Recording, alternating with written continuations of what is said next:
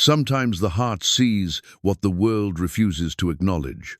Sometimes one act of kindness can change two lives forever. In the bitter winter of 1869, Wyoming Territory held no mercy for the forgotten. Moses, a towering freedman still shackled like property, lay abandoned in a wagon wreck as drivers fled the howling blizzard. Left to die in the mounting snow, he had given up hope when a lone lantern appeared through the white. Lenora Bellamy, a wealthy widow returning from town, found him half frozen and made a choice that would change everything. Against all warnings, she brought him home, unlocked his chains, and saw past his scars to the gentle soul beneath. What began as an act of compassion became something deeper as Moses quietly mended her broken, world-fixing fences, building hope and healing wounds neither thought could ever close. But in a territory where kindness toward a former slave could cost everything, their growing bond would face the ultimate test. Could love truly conquer the hatred that still gripped the frontier? Before we jump back in, tell us where you're tuning in from, and if this story touches you, make sure you're subscribed, because tomorrow I've saved something extra special for you. The Wyoming Territory in 1869 was a land carved from wind and stone, where winter arrived early and stayed late, testing the resolve of anyone foolish enough to call it home. Fort Eden sat in a valley between two ridges, a collection of weathered buildings that served as both sanctuary and prison for the souls who found themselves there. It was a place where the Civil War's echoes still rang in bitter conversations over whiskey, where some men refused to accept that the world had changed, and where a woman of means could find herself more isolated than any prisoner. Lenora Bellamy had learned this truth in the 4 years since her husband's death. She stood at the window of her 2-story frame house, watching the snow fall in thick curtains across her apple orchard.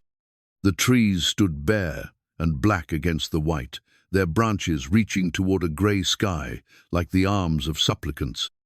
At 32, she possessed the kind of beauty that had drawn men's eyes since she was 16, auburn hair that caught the light like burnished copper, green eyes that could flash with temper or soften with compassion, and a figure that her late husband Thomas had claimed could make angels weep with envy. But beauty meant little in a territory where survival trumped sentiment and widowhood had transformed her from a cherished wife into a problem that needed solving. Thomas had left her the orchard, 300 acres of prime land, and a house that had cost more to build than most men saw in a lifetime. He had also left her entirely alone, save for the occasional visit from his younger brother Clayton, whose interest in her welfare seemed to increase in direct proportion to her isolation. The wedding ring on her finger caught the weak afternoon light as she touched the frosted glass. Pure gold, engraved with tiny roses, Thomas had it made special by a craftsman in Denver, back when such gestures seemed to matter. She had never removed it, though sometimes she caught herself twisting it when the loneliness grew too heavy to bear. The ring had witnessed their joy, their hopes for children, and finally, her grief when she delivered their stillborn son 2 winters past. Some nights, she still heard phantom cries from the nursery Thomas had built with his own hands, still felt the weight of empty arms that had held their child for only minutes before God called him home. Mrs. Bellamy. The voice belonged to Sarah Morrison, her housekeeper, a stern woman of 50 whose husband had died in the same influenza outbreak that claimed half the territory's children 3 years prior. "Your evening meal is ready." Lenora turned from the window, smoothing her dark blue dress. Even in mourning, she maintained the standards Thomas had expected. Her hair was pinned in a perfect chignon, her posture straight as a cavalry officer's, her voice cultured in the way that marked her as different from the rough frontier women who had been born to this life. She had come from Philadelphia society, where her father's steel fortune had bought her education, refinement, and eventually a husband who promised adventure in the untamed West. "Thank you, Sarah. Has the storm worsened?" "Indeed it has, ma'am. Mr. Henderson from the general store says it's the worst he's seen in 10 years. The stage from Laramie is 3 days overdue, and there's talk of wolves coming down from the high country, looking for easy prey." Lenora nodded, though her mind was elsewhere. The storm had been building for 2 days, and she had spent the morning in town, settling accounts with the bank and purchasing supplies for the long winter ahead. The ride home had been treacherous, her mare struggling through drifts that reached the horse's belly. She had been fortunate to make it back before the worst of the weather arrived. At the dinner table, she sat alone, as she had for 4 years. The polished mahogany surface reflecting the light from the crystal chandelier Thomas had shipped from Chicago. The table could seat 12, but it never had. They had planned to fill it with friends, with children, with the laughter that would transform their house into a true home. Instead, it served as a monument to dreams deferred and hopes that would never be fulfilled. Sarah served roast chicken with potatoes and carrots from the root cellar, along with preserved apples from the orchard. The meal was well prepared, but Lenora barely tasted it. Her thoughts kept drifting to the storm outside, to the travelers who might be caught in its fury, to the particular vulnerability of being alone in a land that showed no mercy to the weak or unprepared. "Sarah, when you were in town today, did you hear any talk of the prison wagon that was supposed to pass through?" The older woman paused in her serving, her weathered face creasing with concern. "Mrs. Bellamy, you shouldn't trouble yourself with such matters. Prison wagons carry dangerous men, and—" "I asked you a question, Sarah." Lenora's voice carried the quiet authority that had made her a force to be reckoned with in Philadelphia society, even as a young woman. "Please answer it." Sarah sighed, setting down the serving dish. There was talk at Henderson's store. The wagon was carrying a group of men being transported to the territorial prison in Rawlins. Supposedly left Cheyenne 2 days ago, but with this storm. She shrugged. Could be anywhere between here and there, assuming they found shelter. "What manner of men?" "The usual sort, I suppose. Thieves, killers, men who refuse to accept that the war is over." Sarah's voice carried the particular weariness of someone who had seen too much of human nature's darker side. Though Henderson mentioned something about a giant of a man, chained heavier than the rest, said he was quiet as a church mouse, but looked like he could snap a man's neck with his bare hands. Lenora felt a chill that had nothing to do with the storm. She had heard such descriptions before, men who had been enslaved, who had fought for their freedom, only to find that the law's protection meant little in territories where old prejudices died hard. Too many freedmen found themselves charged with crimes they hadn't committed, sentenced by judges who viewed their very existence as an affront to the natural order. Did Henderson say what this man's crime was? "No, ma'am, and I didn't think it proper to ask. Such men are no concern of decent folks like ourselves." But Lenora found herself troubled by the conversation as she retired to her sitting room after dinner. She had been raised to believe in justice, in the principles that had driven her father to support the Union cause, even when it cost him business partners and social standing. Thomas had shared those beliefs, had spoken often of the need to build a society where a man's worth was measured by his character rather than his circumstances of birth. The sitting room was her sanctuary, decorated with furniture from their Philadelphia home and warmed by a stone fireplace that Thomas had built himself. She settled into her favorite chair, a wingback upholstered in deep green velvet, and opened a book of poetry. But the words swam before her eyes as the wind howled outside, rattling the windows and sending snow spiraling past the glass like earthbound stars. She must have dozed, because the next thing she knew, Sarah was shaking her gently awake. "Mrs. Bellamy, I'm sorry to disturb you, but I heard something outside." "Like crying or calling for help?" Lenora sat up, instantly alert. The mantel clock showed 9:30, and the storm's fury had not diminished. If anything, it sounded hoarse banshee wail that seemed to shake the very foundations of the house. "Are you certain it wasn't just the wind?" "I've lived through plenty of storms, Ma'am. This was different. Human, I'd say." Lenora rose and moved to the window, pressing her face against the cold glass. The darkness outside was absolute, broken only by the faint glow of snow. But as she listened, she heard it too, sound that might have been wind, but carried a cadence that spoke of desperation, rather than nature's fury. "Fetch my heavy coat and boots," she said, moving toward the door, "and bring the strongest lantern we have. Mrs. Bellamy, you cannot mean to go out in this weather. It's madness." Perhaps. Lenora was already pulling on her coat, a wool garment lined with fur that had been tailored in Denver. "But I will not lie warm in my bed while someone freezes to death on my property." Sarah muttered under her breath, but obeyed, returning with a lantern that cast a steady circle of light. "At least let me come with you, ma'am. 2 people are better than 1 in weather like this." "No. If something happens to me, you'll need to get help. Stay by the window and keep a light burning." Lenora stepped into the storm and immediately understood why Sarah had been reluctant to let her go. The wind struck her like a physical blow, driving snow into her eyes and mouth, stealing her breath. The cold was beyond anything she had experienced, a living thing that seemed to reach through her clothing and settle into her bones. She raised the lantern high, its light barely penetrating the swirling white. The crying sound came again, weaker now, from the direction of the road. She forced herself forward, each step a battle against the wind and the knee-deep snow that threatened to trap her boots. It took her nearly 10 minutes to cover the 100 yards to the road, and when she finally reached it, she understood why the sound had been so difficult to locate. A wagon had overturned in the ditch, its wheels spinning slowly in the wind.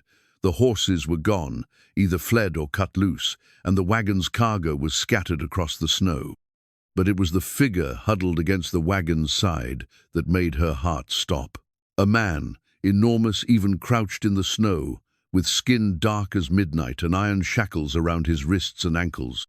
His clothes were inadequate for the weather, a thin shirt and pants that belonged in summer, not in a Wyoming blizzard. He was conscious but barely, his lips blue with cold, his massive frame shaking with tremors that she feared might be his body's last attempts to generate warmth. This was the giant Henderson had mentioned, the quiet man who had been chained heavier than the rest. And he had been left here to die, abandoned by guards who had saved themselves and left their prisoner to face the storm alone. Lenora knelt beside him, her lantern casting wavering shadows across his face. His eyes, open brown eyes that held depths of suffering she could barely comprehend, and fixed on her with an expression she would never forget. Not hope, for hope had been beaten out of him long ago. Not fear, for he was beyond that. But something else, something that might have been wonder that anyone would stop, would see him as more than a thing to be discarded. "Sir," she said, her voice barely audible above the wind. "Sir, can you hear me?" His lips moved, but no sound emerged. The shackles that bound him were crusted with ice, and she could see where they had cut into his wrists. The key was nowhere to be found, probably lost in the snow, or taken by the guards who had fled. She stood, her mind racing. He was too large for her to move alone, and in this storm it might be impossible to bring help before he froze to death. But she had not come this far to leave him to die. Her father had taught her that a person's worth was not measured by their circumstances, and Thomas had believed that compassion was not a luxury, but a necessity in a harsh world. "I'm going to help you," she said, kneeling again and placing her hand on his shoulder. "I'm going to get you out of this storm." For the first time, his eyes showed something that might have been hope. Getting Moses to the house proved to be a trial that tested every ounce of Lenora's determination. She managed to help him to his feet, his massive frame leaning heavily against her smaller one, and together they struggled through the storm. Each step was a battle against the wind and snow, and twice they nearly fell as his legs buckled beneath him. But somehow, driven by a will that surprised them both, they reached her front door. Sarah met them with a gasp of shock and a stream of protests that Lenora cut short with a single look. "Prepare the guest room near the kitchen," she commanded. "Build up the fire and bring every blanket we have, and send word to Doc Henley if the storm breaks enough for travel. Mrs. Bellamy, you cannot mean to bring that man into this house." "I mean exactly that." Lenora's voice carried the steel that had made her father successful in business and her mother formidable in Philadelphia society. "He is a human being in need of help, and I will not turn him away." They managed to get Moses to the guest room, where he collapsed onto the bed with a groan that seemed to come from somewhere deep in his chest. His clothes were frozen to his skin in places, and the shackles had cut deep grooves into his wrists and ankles. Lenora had seen hardship before the war had touched everyone, but she had never witnessed suffering this profound, this deliberate. "Sarah, bring me the metal saw from Thomas's workshop," she said, examining the iron bands that bound him. "And hot water, clean cloths, and the medical supplies." "Ma'am, you cannot mean to. I mean to remove these shackles and tend to his injuries. If you cannot help me, then at least do not hinder me." Sarah left with obvious reluctance, muttering prayers and predictions of doom. Lenora ignored her, focusing instead on the man who lay before her. Up close, she could see that he was younger than she had first, thought perhaps 30, with features that spoke of both strength and intelligence. His hands, despite the shackles and harsh treatment, were those of a craftsman, calloused but careful, with long fingers that suggested skill in fine work. When Sarah returned with the saw, Lenora set to work on the shackles. The metal was thick and hard, designed to hold a man of Moses's size, but it was also old and had been weakened by rust and cold. It took her nearly an hour to cut through the bands around his wrists and another hour for his ankles. As each piece of iron fell away, she felt a strange satisfaction, as if she were freeing not just his body, but something deeper. Moses watched her work in silence, his dark eyes following her movements with an expression she couldn't quite read. When the last shackle fell to the floor with a metallic clang, he spoke for the first time, his voice rough from cold and disuse. "Why?" The question hung in the air between them, heavy with meaning. Why had she risked her safety, her reputation, her very life to help a man she didn't know? Why had she brought him into her home when every social convention screamed against it? Why had she freed him when the law said he belonged in chains? "Because it was the right thing to do," she said simply, setting down the saw and reaching for the medical supplies. "Because no human being should be left to die in a storm like an animal. You don't know what I done, what they say I done." Lenora paused, a cloth soaked in warm water in her hands. "What do they say you did?" "Killed a man, white man." His voice was steady, matter-of-fact, as if he were discussing the weather. "Beat him to death with my bare hands," they said. "Did you?" Moses met her eyes, and she saw something there that made her breath catch. Not guilt, not defiance, but a weariness so profound it seemed to reach into his very soul. "He was trying to rape my sister. Just turned 15, she was. Pretty little thing who never hurt nobody." Lenora continued cleaning his wounds, her hands steady despite the emotion that threatened to overwhelm her. "And they convicted you for protecting her? Wasn't much of a trial. His word against mine, and I was just a nigger who didn't know his place." The word hung in the air like a physical presence, ugly and sharp. "Judge said I should have fetched the sheriff instead of taking matters into my own hands, said the law would have handled it proper. But you knew better. I knew that man had money and position, and my sister had neither. I knew what kind of justice a colored girl could expect from white men's law." Moses's voice grew quieter, more distant. "So I stopped him the only way I could, and when they came for me, I didn't run. Figured I'd take my punishment like a man." Lenora worked in silence for several minutes, cleaning the cuts on his wrists and applying salve to the worst of the wounds. His skin was dark as polished walnut, scarred in places by what looked like old whip marks, but underneath the damage, she could see the power in his frame muscles built by years of hard labor, shoulders broad enough to carry any burden. "What happened to your sister?" she asked finally. "Don't know. Lost track of her when they took me away. Been 3 years now." His voice cracked slightly. "Hope she got somewhere safe. Hope she found herself a good man who'll protect her proper." "I'm sure she did." Lenora finished bandaging his wrists and moved to his ankles, where the shackles had left similar wounds. "And I'm sure she's proud of what you did for her." "Proud?" Moses laughed, but there was no humor in it. "Woman, I'm a convicted killer headed for prison. Ain't nothing to be proud of in that. You protected someone you loved from a terrible fate. You chose to act when the law would not. There is honor in that, regardless of what any court might say. Moses stared at her as if she had spoken in a foreign language. You talk different than most white folks I've known. I was raised to believe that character matters more than color, that justice is not always found in courtrooms, and that compassion is never wrong. Lenora finished with his ankles and sat back, studying her work. My father fought for the Union, not because he hated the South, but because he believed every human being deserved freedom. Noble sentiments, but this ain't Philadelphia or Boston or wherever you come from. This is Wyoming Territory, where the war ended different than it did back east. Lenora knew he was right. She had seen the attitudes in town, heard the conversations that stopped when she entered a room. Too many people here viewed the war's end not as a victory for freedom but as an inconvenience to be endured. They accepted the legal reality of emancipation while rejecting its moral implications. Perhaps, she said, rising to check the fire, but that doesn't change what's right. Right don't keep you warm or fed or safe, Moses replied. Right don't stop bullets or lynch ropes. No, but it helps you sleep at night, and it means you can look at yourself in the mirror without shame. Moses was quiet for a long moment, watching the flames dance in the fireplace.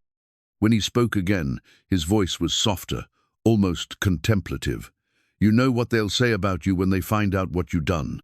I imagine I can guess. They'll say you're a fool woman who don't know her place. They'll say you're in league with criminals and niggers. They'll say you've lost your mind with grief and loneliness. Moses met her eyes. They might be right about that last part. Lenora felt her cheeks flush, but not with shame. Perhaps grief and loneliness have given me clarity rather than madness. Perhaps losing everything I thought I wanted has helped me see what actually matters. And what's that? Kindness, compassion, the courage to do what's right, even when it's difficult. She moved to the window, watching the snow continue to fall in the lamplight. I've spent 4 years in this house, surrounded by beautiful things and comfortable isolation, but I've never felt more useful than I do right now. Moses shifted on the bed, wincing as his movements pulled at his injuries. From somewhere in his shirt, he pulled out a small object and held it up to the light. It was a wooden cross, perhaps 3 inches tall, carved from what looked like pine. The craftsmanship was crude but careful, each line deliberate, despite being made with simple tools. Made this when I was still in chains, he said, turning it over in his large hands. Figured if I was going to die, I wanted to die holding something that reminded me of hope. Lenora moved closer, studying the cross. Despite its simple construction, there was something beautiful about it, a sense of faith carved into wood by hands that had known bondage but refused to surrender to despair. It's lovely, she said. You have skill with your hands. Had a master who let me work wood in my spare time. Said it kept me out of trouble. Moses smiled slightly, the first genuine expression she had seen from him. Guess he was wrong about that. May I? Lenora held out her hand, and after a moment's hesitation, Moses placed the cross in her palm. It was warm from his touch, smooth from handling, and somehow heavier than its size would suggest. This represents everything they couldn't take from you, doesn't it? Your faith, your hope, your humanity. Something like that. Moses watched her examine the cross. Funny thing is, I stopped believing most of it years ago. But I kept carving anyway, like my hands remembered something my mind had forgotten. Lenora handed the cross back to him, their fingers brushing briefly in the exchange. Perhaps your hands were wiser than your mind. Outside, the storm continued its assault on the house, but inside the guest room, something had shifted. The tension that had filled the space when Moses first arrived had been replaced by something quieter, more complex. Not trust. Exactly that would take time, but the beginning of understanding between two people who had both known loss and found themselves in circumstances they had never expected. Mrs. Bellamy, Moses said as she prepared to leave him to rest, I want you to know that I'm grateful for what you done, but I also want you to know that staying here ain't safe for you. When word gets out, and it will get out, people are going to come looking for me, and they ain't going to be interested in hearing about justice or compassion." Lenora paused at the door, her hand on the frame. "Then we'll face that when it comes. For now, you need rest and healing. Everything else can wait until morning. You're a remarkable woman, Mrs. Bellamy. Your husband was a lucky man." "Thank you," she said quietly. "And Mr. Moses." "Just Moses, ma'am. Never had much use for formal names." "Moses, then. You're not the monster they made you out to be. I can see that, even if others cannot." She left him then, closing the door softly behind her. In the hallway, she found Sarah waiting with a mixture of concern and disapproval written across her weathered features. "Mrs. Bellamy, I must speak plainly. What you've done tonight, bringing that man into this house, freeing him from his chain-sits, going to bring trouble down on us all." "Perhaps," Lenora replied, suddenly exhausted by the events of the evening. "But the alternative was to let a human being freeze to death in my yard. I could not live with that on my conscience." "Your conscience won't matter much if we're all murdered in our beds." Lenora turned to face her housekeeper, seeing the genuine fear in the older woman's eyes. "Sarah, I know you're frightened. I'm frightened too. But sometimes we must choose between safety and righteousness, and I choose righteousness. And if you're wrong about him, if he is the killer they say he is, then I'll face the consequences of my choice, but I don't believe I'm wrong." Lenora touched the spot on her finger where her wedding ring rested. "Thomas always said that the measure of a person's character was how they treated those who could do nothing for them. That man in there has nothing to offer me but trouble, and yet I see something in him that others have missed." Sarah shook her head but said nothing more. They both knew that by morning everything would be different. The storm would eventually end, word would spread, and the comfortable isolation that had protected Lenora for 4 years would be shattered forever. But as Lenora climbed the stairs to her own room, she felt something she hadn't experienced since Thomas's death: purpose. For the first time in years, she had acted not out of duty or social obligation, but out of genuine conviction. Whatever came next, she would face it with the knowledge that she had chosen compassion over comfort, courage over conformity. In the guest room below, Moses lay staring at the ceiling, the wooden cross warm in his palm. For 3 years, he had prepared himself for death in the courtroom, in the prison wagon, and finally in the storm. But this woman had changed all that with a simple act of kindness that defied every expectation he had learned to have of the world. Tomorrow would bring new challenges, new dangers, new choices that would test them both. But tonight, for the first time in longer than he could remember, Moses allowed himself to hope that perhaps the world contained more mercy than he had believed possible.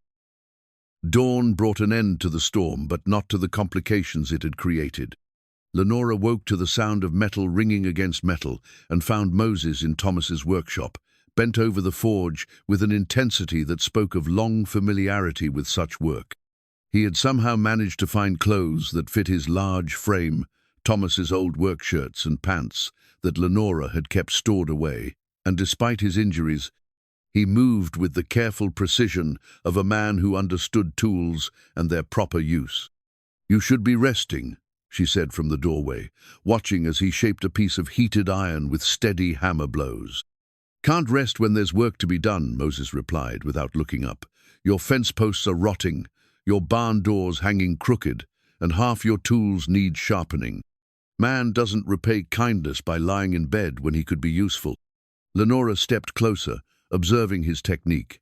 Despite the bandages on his wrists, his movements were sure and efficient. The iron under his hammer was taking shape a horseshoe, she realized, perfectly proportioned and carefully crafted. "Where did you learn smithing?" "Same place I learned most everything else. Plantation in Georgia." Moses plunged the hot iron into a bucket of water, sending up a cloud of steam. "Master figured it was cheaper to train his slaves in useful trades than to hire free men to do the work. You speak of slavery, very matter-of-factly. Don't see much point in getting bitter about things that can't be changed." Moses examined the horseshoe, running his thumb along its edge to check the smoothness. "Besides, he taught me skills that kept me alive after the war ended. Lots of freedmen had nothing but strong backs and willing hearts.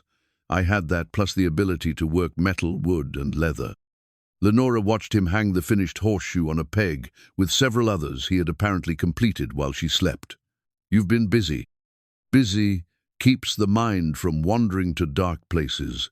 Moses began banking the forge fire. Besides, your mare's been favoring her left front hoof. These shoes will help with that.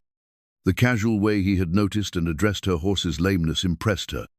Most men would have seen only the storm and their own discomfort, but Moses had observed details that spoke to a lifetime of caring for animals and property that was never truly his own. Moses, we need to discuss what happens next. He nodded, wiping his hands on a cloth before turning to face her. In the morning light, she could see that his injuries were healing well, but also that the experience had marked him in ways that went beyond physical damage. There was a wariness in his posture, a readiness to flee or fight that spoke of too many years living under threat. I know what you're thinking, he said, and you're right. I should move on before I bring trouble down on you. Actually, I was thinking that you should stay. Moses stared at her as if she had spoken in tongues. Ma'am, with respect, I don't think you understand what you're saying. I understand perfectly. Lenora moved to Thomas's workbench, running her fingers along the scarred wood, where her husband had spent countless hours crafting furniture and tools. I have 300 acres that need tending, buildings that need repair, and work that's gone undone since Thomas died. You have skills I need and nowhere safe to go. It seems like a practical arrangement. Practical, Moses laughed, but there was no humor in it. Woman, ain't nothing practical about a white lady keeping a convicted Negro killer on her property. That's the kind of practical that gets people lynched. Then what do you suggest? That I turn you out to freeze or be recaptured by men who abandoned you to die? I suggest you let me slip away quiet-like and pretend this never happened. Tell folks you never saw me, that the storm covered my tracks. In a few weeks, I'll be just another story folks tell over drinks. Lenora turned to face him fully, her green eyes flashing with the determination that had made her a force to be reckoned with, even as a young woman. And what kind of person would that make me? The kind who helps when it's convenient and abandons people when it becomes difficult. It would make you smart. It would make you safe. It would make me a coward.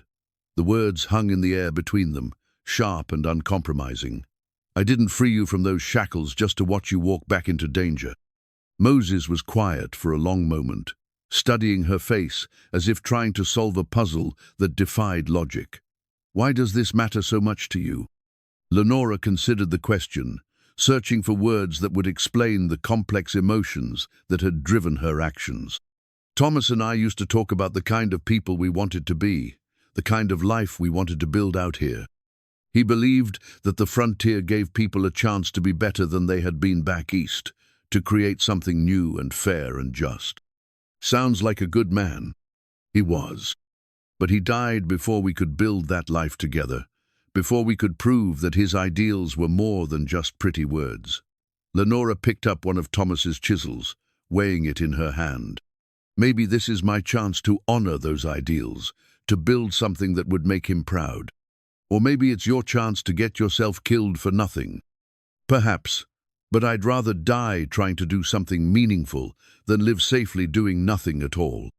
Moses shook his head, but she could see something shifting in his expressiona, recognition that her resolve was not born of naive idealism, but of genuine conviction. You're either the bravest woman I've ever met or the most foolish. Can't I be both? For the first time since she had found him in the storm, Moses smiled a real smile that transformed his weathered features and revealed the man he might have been under different circumstances. I suppose you can at that. Their conversation was interrupted by the sound of approaching horses. Both of them tensed, Moses moving instinctively toward the door while Lenora stepped to the window. 3 riders were making their way up the path from the road, their horses struggling through the deep snow. Even from a distance, she could see that they were well-dressed, not the rough frontier types who might be searching for an escaped prisoner, but men of substance and position. It's Clayton, she said, recognizing her brother-in-law's bay gelding. Thomas's brother. He must have heard about the storm and come to check on me. Along with friends, Moses observed, noting the other two riders. That don't sound like a social call. Lenora felt her stomach tighten with apprehension. Clayton Bellamy had never made a purely social call in his life. Everything he did was calculated to advance his own interests, and his interest in her welfare had grown increasingly transparent since Thomas's death. As the only heir to the Bellamy name, Clayton stood to inherit everything if something happened to her, a fact that had not escaped her notice. "Go back to the guest room," she told Moses. "Stay quiet and let me handle this. If there's trouble, there won't be trouble. Clayton may be ambitious and unscrupulous, but he's not violent, at least, not directly." Moses hesitated, clearly uncomfortable with leaving her to face whatever was coming alone. "If you need me, just call out. I'll hear you." Lenora nodded, grateful for his concern but hoping it wouldn't be necessary. She made her way to the front of the house, checking her appearance in the hall mirror before opening the door to greet her unexpected visitors. Clayton Bellamy was a man who bore a surface resemblance to his late brother but lacked Thomas's warmth and integrity. Where Thomas had been tall and lean, Clayton was shorter and softer, his prosperity evident in his expensive clothes and the layer of fat that spoke of too many rich meals and too little honest work. His pale eyes held a calculating intelligence that missed nothing and forgave less. "Lenora, my dear," he said, dismounting and handing his reins to one of his companions. "I was so worried about you in this terrible storm. When I heard the prison wagon had gone missing, I knew I had to come check on your safety." "How thoughtful of you, Clayton, but as you can see, I'm perfectly fine." Lenora remained in the doorway, not inviting them inside. "The storm was fierce, but the house is well built, and Sarah and I weathered it easily." "I'm sure you did." Clayton's eyes swept over her, taking in details she couldn't identify but didn't like. "Still, it's not safe for two women to be alone in times like these. Dangerous men on the loose, desperate for shelter and food." "What dangerous men?" "The prisoners from the wagon, of course. Surely you heard about it in town." Clayton stepped closer, his voice taking on the patronizing tone that had always grated on her nerves. "A group of convicted killers being transported to Rawlins. The wagon overturned in the storm, and several of the prisoners escaped." Lenora kept her expression carefully neutral. How terrible, but surely they would seek shelter in town, not risk traveling further in such weather. One would hope so. But desperate men do desperate things. Clayton gestured to his companions, both of whom Lenora recognized as men of dubious reputation, who made their living as Clayton's enforcers and debt collectors. "This is why I brought Jim and Caleb along. We've been searching the area for signs of the escaped prisoners." "And have you found any?" "Not yet. But we did notice fresh tracks leading to your property. Thought we should investigate." Lenora felt her heart skip a beat, but kept her voice steady. "Those would be my tracks from yesterday. I went to town for supplies before the storm hit and barely made it home in time." "Of course." Clayton's smile didn't reach his eyes. "Still, we should search the property just to be safe. You wouldn't mind, would you?" The question was posed politely, but Lenora heard the threat underlying it. Clayton suspected something, though she couldn't be sure how much he knew or how he had learned it. "I'm afraid I would mind, actually. This is my property, Clayton, and I don't appreciate the implication that I can't manage my own affairs." "I'm not implying anything, my dear. I'm simply concerned for your welfare." Clayton's voice hardened slightly. "Perhaps you've forgotten that as Thomas's heir, I have certain responsibilities regarding the family property." "You have no responsibilities regarding me or my property unless I'm declared incompetent, which I assure you I am not." Lenora stepped back and began to close the door. "Thank you for your concern, but it's unnecessary." Clayton caught the door before it could close, his false smile fading entirely. "Lenora, you're being unreasonable. If you have nothing to hide, why object to a simple search?" "Because I object to being treated like a child who can't be trusted to know her own mind." Lenora met his gaze steadily, drawing on every ounce of authority she had learned from her father and her late husband. "Now, I suggest you leave before I decide to file a complaint with the territorial marshal about harassment." For a moment, the two of them faced each other in a silent battle of wills. Clayton was clearly furious at being denied, but he was also smart enough to recognize that pushing too hard too fast might backfire. Finally, he stepped back and released the door. "Very well," he said, his voice cold with suppressed anger. "But don't say I didn't warn you about the dangers of living alone. Accidents happen out here, especially to women who insist on managing without proper protection." The threat was barely veiled, and Lenora felt a chill that had nothing to do with the winter air. "Good day, Clayton." She closed the door and turned the lock, then moved to the window to watch as the three men mounted their horses and rode away. But instead of heading back toward town, they stopped at the edge of her property, clearly discussing their next move. After several minutes, they split up, Clayton riding toward town, while his two companions took positions where they could watch the house from concealment. Lenora found Moses waiting in the kitchen, his dark eyes filled with concern. "Trouble?" "Yes, but not the kind we expected." She quickly explained Clayton's visit and the surveillance he had left behind. "He suspects something, but I don't think he knows for certain that you're here." "Doesn't matter. He'll keep watching until he finds proof, and then he'll use it against you." Moses moved to the window, studying the positions Clayton's men had taken. "Question is, what does he want?" "The same thing he's wanted since Thomas died me property, and the freedom to do whatever he wants with it." Lenora sank into a chair, suddenly exhausted by the morning's confrontation. "Thomas left everything to me, but Clayton has been waiting for an excuse to challenge my competency. Harboring an escaped prisoner would certainly qualify. Then I should go, right now before this gets worse." "Where?" "Clayton's men are watching the roads, and you're still healing from your injuries. You wouldn't make it 10 miles before they caught you." Moses was quiet for a moment, clearly wrestling with the dilemma.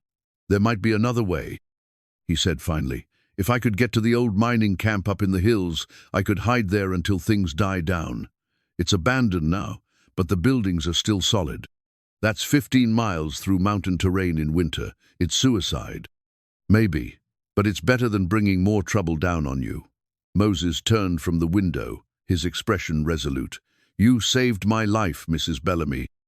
I won't repay that debt by destroying yours." Lenora studied his face, seeing the determination there, but also something else, resigned acceptance of hardship that spoke to the struggles he had endured throughout his life.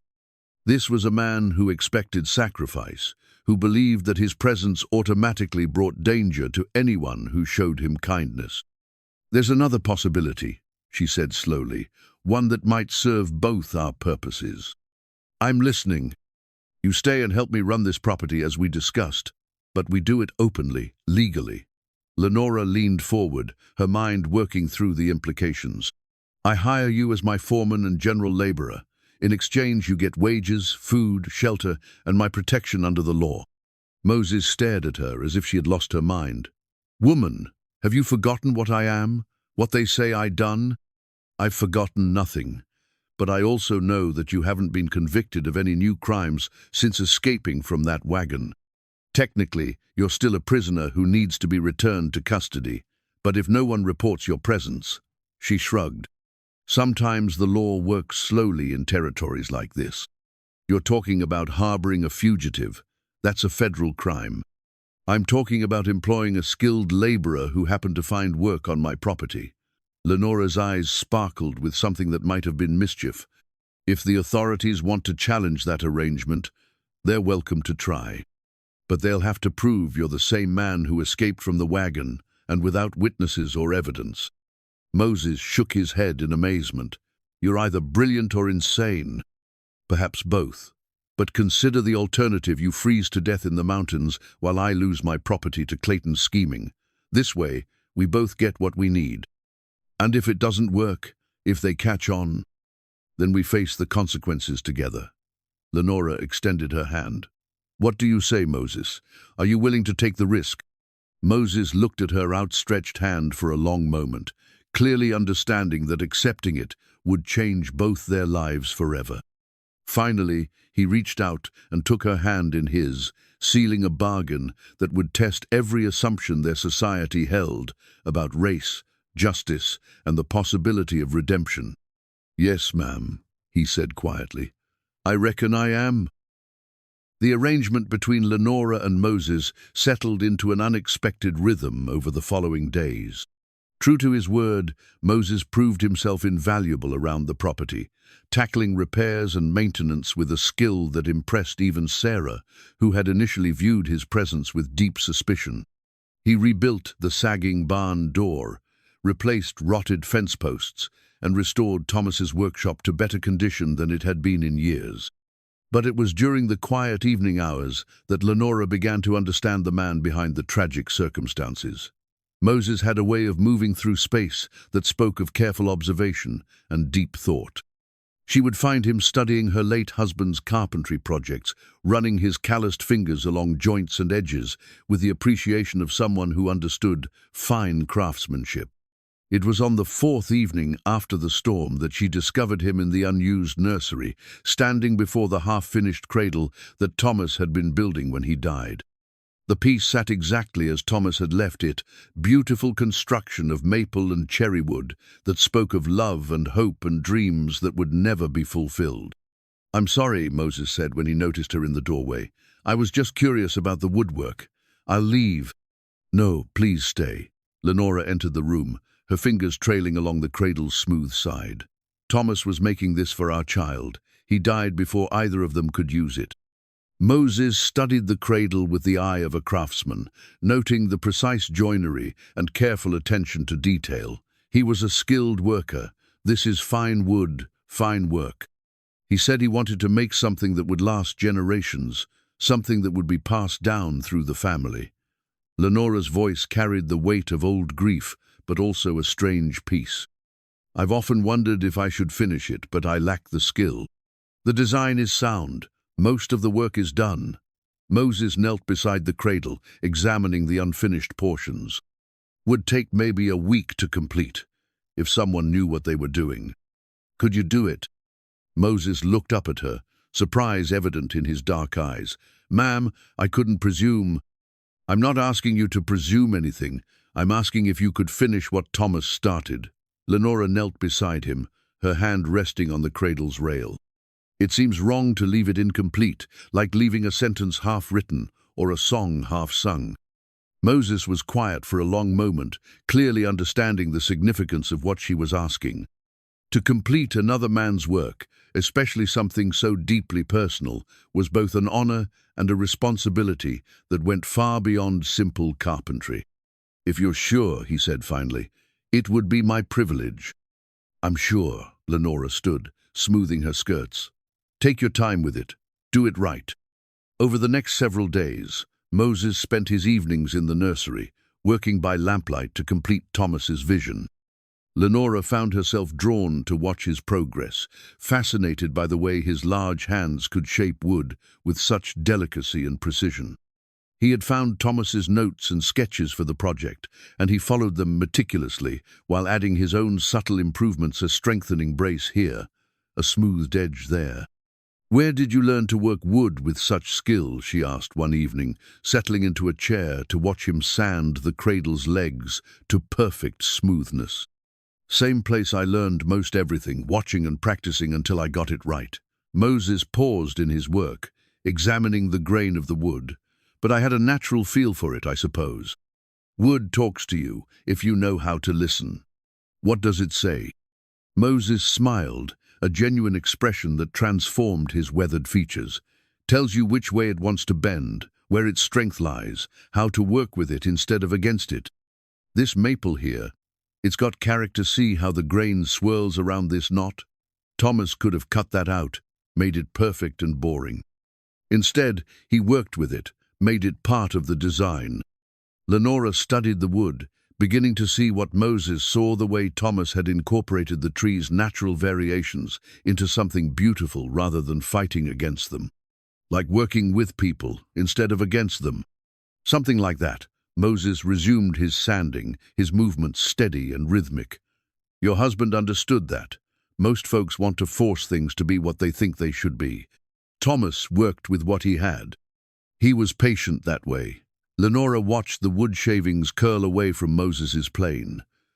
Perhaps too patient sometimes. He believed people would change if given enough time and encouragement. Sounds like he had faith in human nature. More than I do, certainly. Lenora's voice carried a note of bitterness that surprised them both. These past 4 years have taught me that people rarely change for the better without compelling reasons. Moses set down his tools and turned to face her fully. What happened to make you so cynical? You mean, besides being widowed at 28 and spending 4 years watching vultures circle my property? Lenora laughed, but there was no humor in it. I learned that friendship and respect often depend on what you can provide in return. When Thomas died, half our acquaintances disappeared within months. And the other half? Stayed long enough to suggest I remarry quickly for my own protection. Her green eyes flashed with old anger, as if I were a child incapable of managing my own affairs. Moses nodded slowly, understanding more than she realized. People got their own ideas about what's proper, what's safe. Don't much matter what you want or think you can handle. Exactly. Lenora leaned forward in her chair. That's why this arrangement of ours feels so refreshing. You treat me like an adult, capable of making her own decisions, even when you think those decisions are dangerous. Because they are your decisions to make. Moses picked up a piece of fine sandpaper and began working on the cradle's curved headboard. Man's got no right to tell a grown woman how to live her life, any more than he's got the right to own another human being. Not everyone shares that philosophy. No, ma'am, they surely don't. Moses' voice grew quieter, more reflective. My sister used to say that the hardest thing about being a slave wasn't the work or even the beatings. It was having every choice taken away from you, being treated like you couldn't be trusted to decide anything for yourself. Is that why you fought back when that man attacked her? Because someone finally went too far? Moses stopped sanding, his hands still on the wood. Partly, but mostly because I realized that if I didn't make a choice, a real choice, not just follow orders, I'd stop being a man and become just another piece of property. And now, do you feel like a man now? More than I have in years. Moses met her eyes. You gave me back the right to choose, even if the choices ain't easy ones. Their conversation was interrupted by Sarah's voice calling from the kitchen. Mrs. Bellamy, you have visitors. Lenora felt her stomach tighten with apprehension. At this hour? Moses was already moving toward the window, peering through the curtains at the front yard. 3 riders, don't recognize them, but they don't look friendly. Lenora joined him at the window, studying the men who sat their horses in her yard. They were rough frontier types, the kind of men who made their living through intimidation and violence. Their leader was a tall, lean man, with a face like a hunting knife and eyes that missed nothing. Bounty hunters, she said quietly. They must have heard about the escaped prisoners. Probably offering a reward for information. Moses stepped back from the window. This is what we've been expecting. Mrs. Bellamy? Sarah called again, her voice carrying a note of nervousness. They're asking to speak with you. I'll handle this, Lenora said, moving toward the door. Stay here and keep quiet. If they try to search the house, they won't. Lenora's voice carried more confidence than she felt, not without a warrant and not without evidence. She made her way to the front door, pausing to check her appearance in the hall mirror. When dealing with men like these, projection of authority was crucial. She opened the door with the imperious bearing she had learned from her mother and fixed the leader with a steady gaze.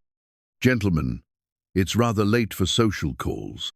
The lead rider touched his hat brim in a gesture that mocked rather than honored courtesy.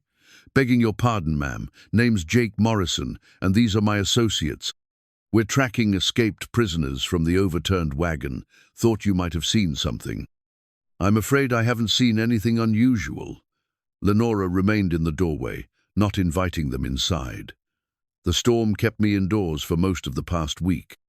Of course, ma'am. Still, we'd appreciate the chance to look around, just to be thorough.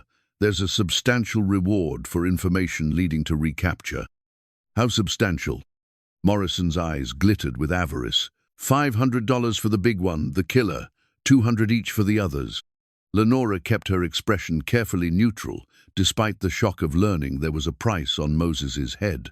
That's quite generous. But I'm afraid I can't allow strangers to search my property without proper legal authority. Ma'am, we're operating under territorial jurisdiction. Then you'll have proper papers to show me. Lenora extended her hand. May I see them? Morrison's confident expression faltered slightly. Well now, it's not exactly. You have no legal authority whatsoever. Lenora's voice cut through his stammering excuse. You're private citizens looking to collect bounty money, nothing more. Now see here, lady. I see perfectly clearly. Lenora drew herself up to her full height, every inch the Philadelphia society matron facing down presumptuous tradesmen. You're trespassing on private property and attempting to intimidate a law-abiding citizen. I suggest you leave before I file a complaint with the territorial marshal. Morrison's face darkened with anger, but he was smart enough to recognize that pushing too hard might backfire. You're making a mistake, lady. Harboring fugitives is a federal crime, as is making false accusations without evidence. Lenora began to close the door. Good evening, gentlemen. This time, no one stopped her from shutting and locking the door, but she remained at the window, watching as the three men rode away. Unlike Clayton's earlier visit, these men didn't linger to establish surveillance. They were professionals who understood that their best chance lay in gathering information elsewhere before returning with better intelligence or legal backing. Moses emerged from the nursery as she turned away from the window. They'll be back. Probably. But not tonight. Lenora sank into a chair, suddenly exhausted by the constant threat of discovery. How long can we keep this up? As long as we have to. Moses moved to the window, checking to ensure the riders were truly gone. Though it might be wise to have a plan for when talking doesn't work. What kind of plan? The kind that assumes these men won't always be interested in legal niceties. Moses turned from the window, his expression serious. Morrison's reputation goes back to the war. He's not particular about methods, just results. Lenora felt a chill of fear, not for herself but for Moses. All the more reason for you to consider leaving. All the more reason for me to stay and make sure you're protected. Moses's voice carried a note of finality that brooked no argument. I won't run and leave you to face the consequences of helping me. That's very noble, but it ain't about noble. It's about right and wrong. Moses moved closer, his dark eyes intense with conviction. You risked everything to save my life. Now it's my turn to protect yours. Lenora studied his face, seeing the determination there, but also something deeper loyalty that went beyond simple gratitude. In the days since the storm, something had shifted between them. What had begun as compassion and necessity had evolved into something more complex, more personal. Moses, she said quietly, what's really happening here? Between us, I mean. He was quiet for a long moment, clearly struggling with the same confusion she felt. I don't rightly know, he said finally. All I know is that you're the first person in longer than I can remember who's seen me as more than just my circumstances. And you're the first person who's treated me like I have sense enough to make my own choices, even dangerous ones. They stood facing each other in the lamplight, both aware that they were approaching territory that society deemed forbidden. The attraction that had been building between them was undeniable, but it was also dangerous in ways that went far beyond the immediate threat of bounty hunters and suspicious relatives. This complicates things, Lenora said finally. Yes, ma'am, it surely does. But it doesn't change them. You're still in danger, and I'm still determined to help you. And I'm still determined to protect you, whatever the cost. Lenora nodded, accepting the situation for what it was: complicated, dangerous, and probably doomed, but also the first thing that had felt genuinely important to her since Thomas's death. Then we face it together. Together, Moses agreed, and in that simple word, both of them heard the echo of promises that might one day transform their lives or destroy them completely. The next morning brought new challenges in the form of subtle pressure from the community. Sarah returned from her weekly trip to town with stories of conversations that stopped when she approached, of pointed questions about Lenora's welfare, and of increasing speculation about the escaped prisoners. Mrs. Henderson asked specifically about whether you'd seen any strangers around the property, Sarah reported as she unpacked her purchases, and Pastor Williams mentioned that he'd be happy to visit and check on your spiritual welfare. How thoughtful of everyone to be so concerned. Lenora's voice dripped with sarcasm. I suppose no one mentioned that my spiritual welfare was perfectly fine before the prisoners escaped. There's more, Sarah continued reluctantly. Mr. Clayton was in town, talking to anyone who'd listen about his concerns for your safety. He's been suggesting that perhaps you need more direct protection. Lenora felt her temper flare. What kind of protection? The kind that involves him moving into the house to keep an eye on things. Over my dead body. Ma'am, Sarah said carefully, that might be exactly what he's hoping for. The implications of Sarah's words hit Lenora like a physical blow. Clayton wasn't just pressuring her to accept his help, he was positioning himself to benefit from her potential downfall. If she were found harboring a fugitive, her competency would be questioned and her property could be forfeit. If she were killed or disappeared under mysterious circumstances, he would inherit everything as Thomas's heir. We need to be more careful, she said, her mind racing through the implications. If Clayton suspects something. He does more than suspect, Moses said from the kitchen doorway. I've been watching from the workshop. His men are back, and they've brought friends. Lenora moved to the window, counting the riders positioned around her property. 6 men, all armed, all watching the house with the patience of professionals. Clayton had escalated from surveillance to something approaching a siege. What do they want? She asked, though she feared she already knew the answer. Proof, Moses replied grimly, and they're willing to wait as long as it takes to get it. Spring arrived in Wyoming Territory with the gradual retreat of snow and the return of life to the frozen earth. For Lenora, the changing season brought both hope and escalating danger. The roads were becoming passable again, which meant increased traffic past her property and more opportunities for discovery. But it also meant that Moses could move about more freely, and his presence had transformed her homestead in ways she was only beginning to appreciate. The orchard, dormant through the harsh winter, was beginning to show signs of new growth. Moses had spent weeks pruning the apple trees with a skill that surprised her, explaining that he had learned fruit cultivation during his years in Georgia. Under his care, trees that had grown wild and unproductive since Thomas's death were showing promise of their first real harvest in years. You've given them new life, Lenora observed one morning, watching him examine the budding branches with the eye of an expert. Trees want to bear fruit, Moses replied, running his thumb along a promising shoot. Sometimes they just need someone to show them how. The metaphor was not lost on either of them.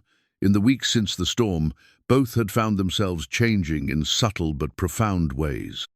Moses had recovered his strength and confidence, moving with the assurance of a man who had remembered his own worth.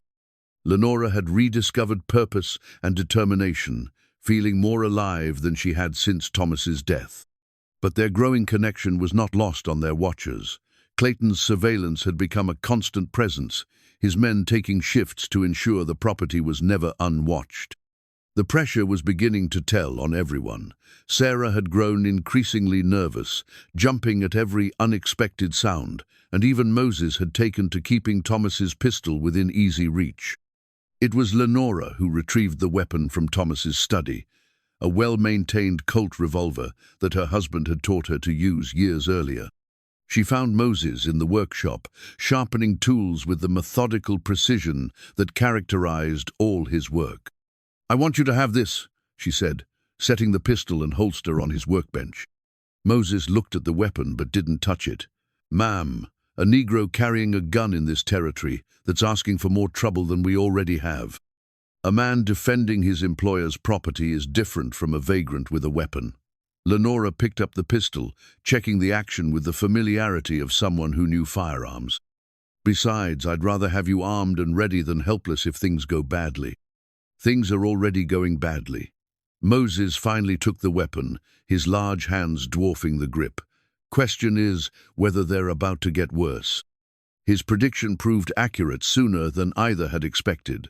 That afternoon brought visitors in the form of Pastor Williams and 2 deacons from the Fort Eden Methodist Church.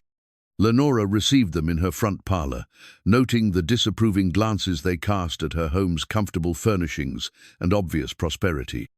"Mrs. Bellamy," Pastor Williams began without preamble, "we've come to express our concern for your spiritual welfare." How thoughtful. Lenora's tone was carefully neutral. "I wasn't aware my spiritual welfare was in question. A woman living alone without proper male guidance is vulnerable to temptations and poor judgment." Williams was a thin, severe man whose interpretation of Christianity seemed to focus primarily on the sins of others. "Recent events have caused many in our congregation to worry about your moral condition." "What recent events?"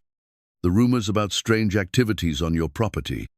Reports of men working here who haven't been seen in town or introduced to proper society." Williams leaned forward, his pale eyes intense with the fervor of the self-righteous. "Tell me, Mrs. Bellamy, have you employed any questionable individuals recently?" Lenora felt her temper rising but kept her voice level. "I've employed workers as needed to maintain my property. I wasn't aware that required community approval." "It requires proper Christian oversight," one of the deacons interjected. "A woman cannot be expected to judge the character of rough working men without guidance." "I see. And who would provide this guidance?" "Your late husband's family, of course," Williams replied.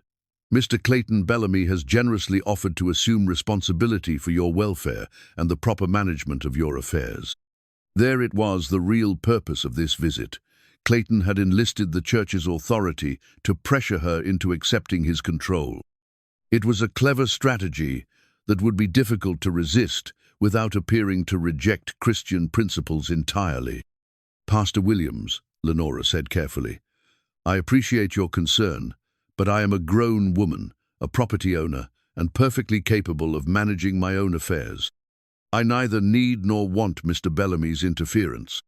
"Sister Bellamy," Williams's voice took on the cadence of a sermon, "pride goeth before destruction, and a haughty spirit before a fall. The Lord has ordained that women should be guided by righteous men in all important matters. Then perhaps you could direct me to where the Bible specifically commands that widows must surrender their property to their in-laws."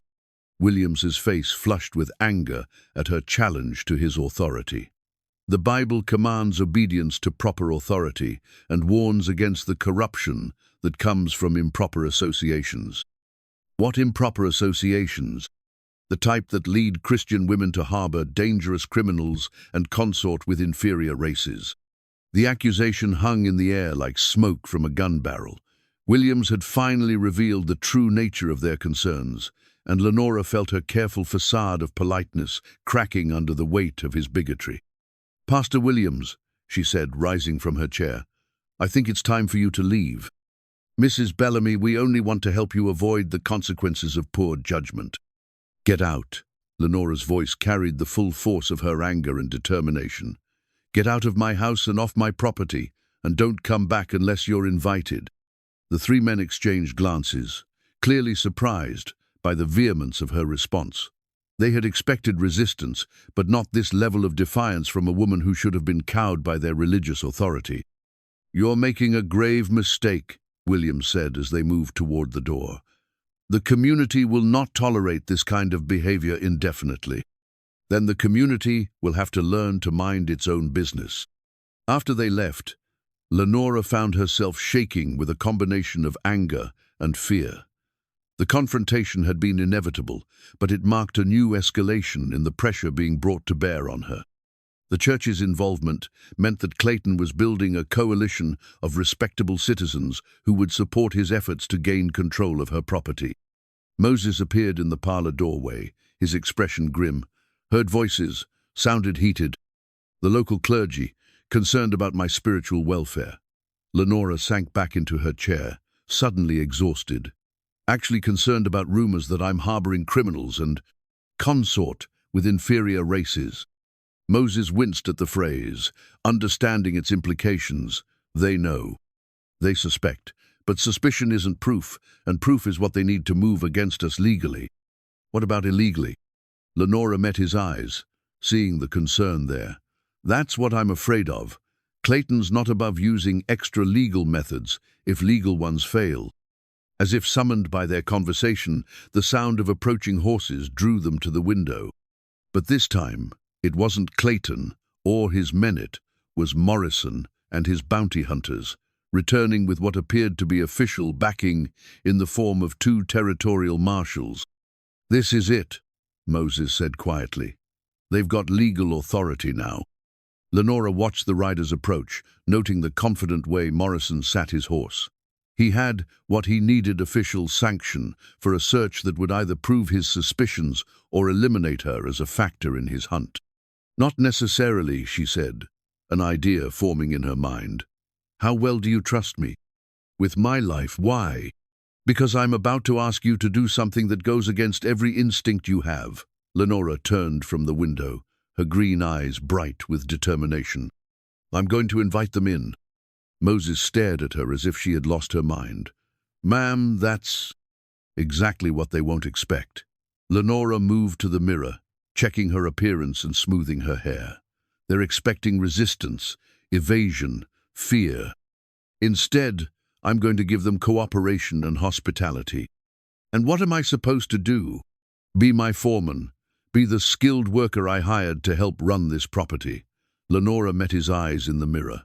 "Be the man you actually are, instead of hiding like the criminal they want you to be." The knock came at the door before Moses could respond. Lenora answered it with the gracious smile she had perfected as a Philadelphia hostess, greeting the marshals as if they were welcome guests rather than potential destroyers of her new life. "Gentlemen," she said warmly, "what a pleasant surprise. Please, come in out of the cold." The older marshal, a weathered man named Patterson, touched his hat respectfully. "Ma'am, I'm afraid this isn't a social call. We're investigating reports of escaped prisoners in the area and would like permission to search your property." "Of course," Lenora replied immediately. "I'm happy to cooperate with the law in any way I can. May I offer you coffee while you conduct your search?" Patterson and his partner exchanged glances, clearly taken aback by her immediate compliance. Morrison, however, looked suspicious of her sudden helpfulness. "That's very kind, ma'am, but we'll just have a quick look around and be on our way." "As you wish. Though I should mention that my foreman is working in the barn if you need to speak with him." Lenora's tone was casual, conversational. "He's been invaluable in getting the property ready for spring planting." "Your foreman?" Morrison's eyes sharpened with interest. "Yes, Moses. A remarkably skilled man. I'm fortunate to have found him."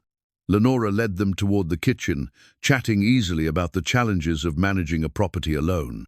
"He has experience with everything from carpentry to animal husbandry. Quite unusual to find such varied skills in one person." They found Moses in the barn, currying Lenora's mare with the practiced efficiency of someone who had worked with horses all his life. He looked up as they entered, nodding respectfully to the marshals while continuing his work. "Moses," Lenora said, "these gentlemen are investigating some escaped prisoners. I told them you might be able to help." Moses set down the currycomb and faced the marshals with calm dignity. "Happy to help if I can, officers. What would you like to know?" Patterson studied Moses carefully, noting his size and obvious strength, but also his respectful demeanor and obvious skill with the horse. "We're looking for dangerous men, probably desperate for food and shelter. Have you seen any strangers around the property?" "No, sir. Been keeping a close eye on things since Mrs. Bellamy hired me. Haven't seen anyone who shouldn't be here." "When did Mrs. Bellamy hire you?" "Right after the big storm. I was passing through looking for work, and she needed help with storm damage." Moses' voice was steady, his story plausible. "Been here ever since, earning my keep." Morrison stepped forward, his suspicion evident. "You're a big man, bigger than most." "Yes, sir. Comes in handy for heavy work." "Where were you before you came here?" Working ranches mostly, move around a lot, looking for seasonal work. Moses met Morrison's stare without flinching. Hard to find steady employment for a man like me. What kind of man is that? The question carried obvious racial overtones, but Moses answered with quiet dignity. A freedman, trying to make an honest living, sir. Patterson intervened before Morrison could push further. Mrs. Bellamy, you said this man just showed up looking for work. Didn't you think it strange, a man of his size traveling alone in winter? Not particularly, Lenora replied easily. I needed help. He needed work. It seemed like providence. The marshals spent another hour searching the property, examining the house, barn, and outbuildings with professional thoroughness. But they found nothing suspicious, no evidence of forced entry, no signs of desperate men hiding from the law, no indication that anything illegal was taking place. As they prepared to leave, Patterson thanked Lenora for her cooperation. Ma'am, you've been most helpful. If you see anything suspicious, don't hesitate to contact us. Of course, Marshal. I hope you find the men you're looking for. Morrison lingered as the others mounted their horses, his eyes fixed on Moses, who had returned to his work in the barn. I'll be watching, he said quietly. Something doesn't feel right about this. Mr. Morrison, Lenora replied calmly. I'm sure you're very good at your job, but sometimes the simplest explanation is the correct one. After they rode away, Lenora and Moses stood in the barn, both of them shaking slightly from the tension of the encounter. They had passed the test, but barely, and both knew that their reprieve was temporary at best. That was either brilliant or insane, Moses said finally. Probably both. Lenora leaned against the barn wall, exhaustion suddenly overwhelming her. But it bought us time. Time for what? To figure out our next move. Lenora looked at him, seeing the man who had risked everything to protect his sister, who had worked with quiet dignity to rebuild her property, who had become more important to her than she dared admit. Because I'm not giving up on this, Moses. I'm not giving up on us. Us. Moses repeated the word softly, as if testing its weight. That's dangerous thinking, Mrs. Bellamy. Lenora, she said, if we're going to face danger together, you might as well use my name. Lenora. He smiled, and in that moment, both of them understood that whatever came next, they would face it as partners, rather than simply employer and employee. The late afternoon sun slanted through the barn windows, casting long shadows across the straw-covered floor. In that golden light, surrounded by the comfortable sounds of horses and the smell of hay, they stood closer than propriety allowed, both aware that they were crossing boundaries that could never be uncrossed. Moses, Lenora said quietly, what are we doing? I don't know, he replied honestly, but whatever it is, I don't want to stop. Neither did she, despite every rational voice in her head warning of the consequences. They were a white woman and a black man in a territory where such relationships could mean death for both of them. They were a widow with property and a fugitive with a price on his head. They were everything society said was impossible, dangerous, wrong. But they were also two people who had found in each other something they had never expected to find: understanding, respect, and the beginning of something that might be love if they were brave enough to let it grow. The apple trees were in full bloom when Moses found Lenora in the orchard, standing beneath the largest tree with tears streaming down her face. She held a single apple blossom in her hand, the delicate pink and white petals trembling in the gentle morning breeze. It was the same tree where Thomas had proposed to her 7 years earlier, where they had planned to bring their children to play, where she had come to grieve when their dreams died with their stillborn son. I'm sorry, she said when she noticed Moses approaching. I know I must look foolish, crying over a flower. Don't look foolish to me. Moses stopped a respectful distance away, his dark eyes gentle with understanding. Looks like someone remembering something important. Lenora wiped her tears with the back of her hand, still clutching the blossom. Thomas proposed under this tree. He said that if our love was true, it would grow like these, tree slowly, steadily, bearing fruit that would nourish generations. Sounds like a man who understood what mattered. He did, but he also believed in a world that doesn't exist, a place where good intentions and pure hearts could overcome prejudice and hatred. Lenora looked at the blossom in her hand.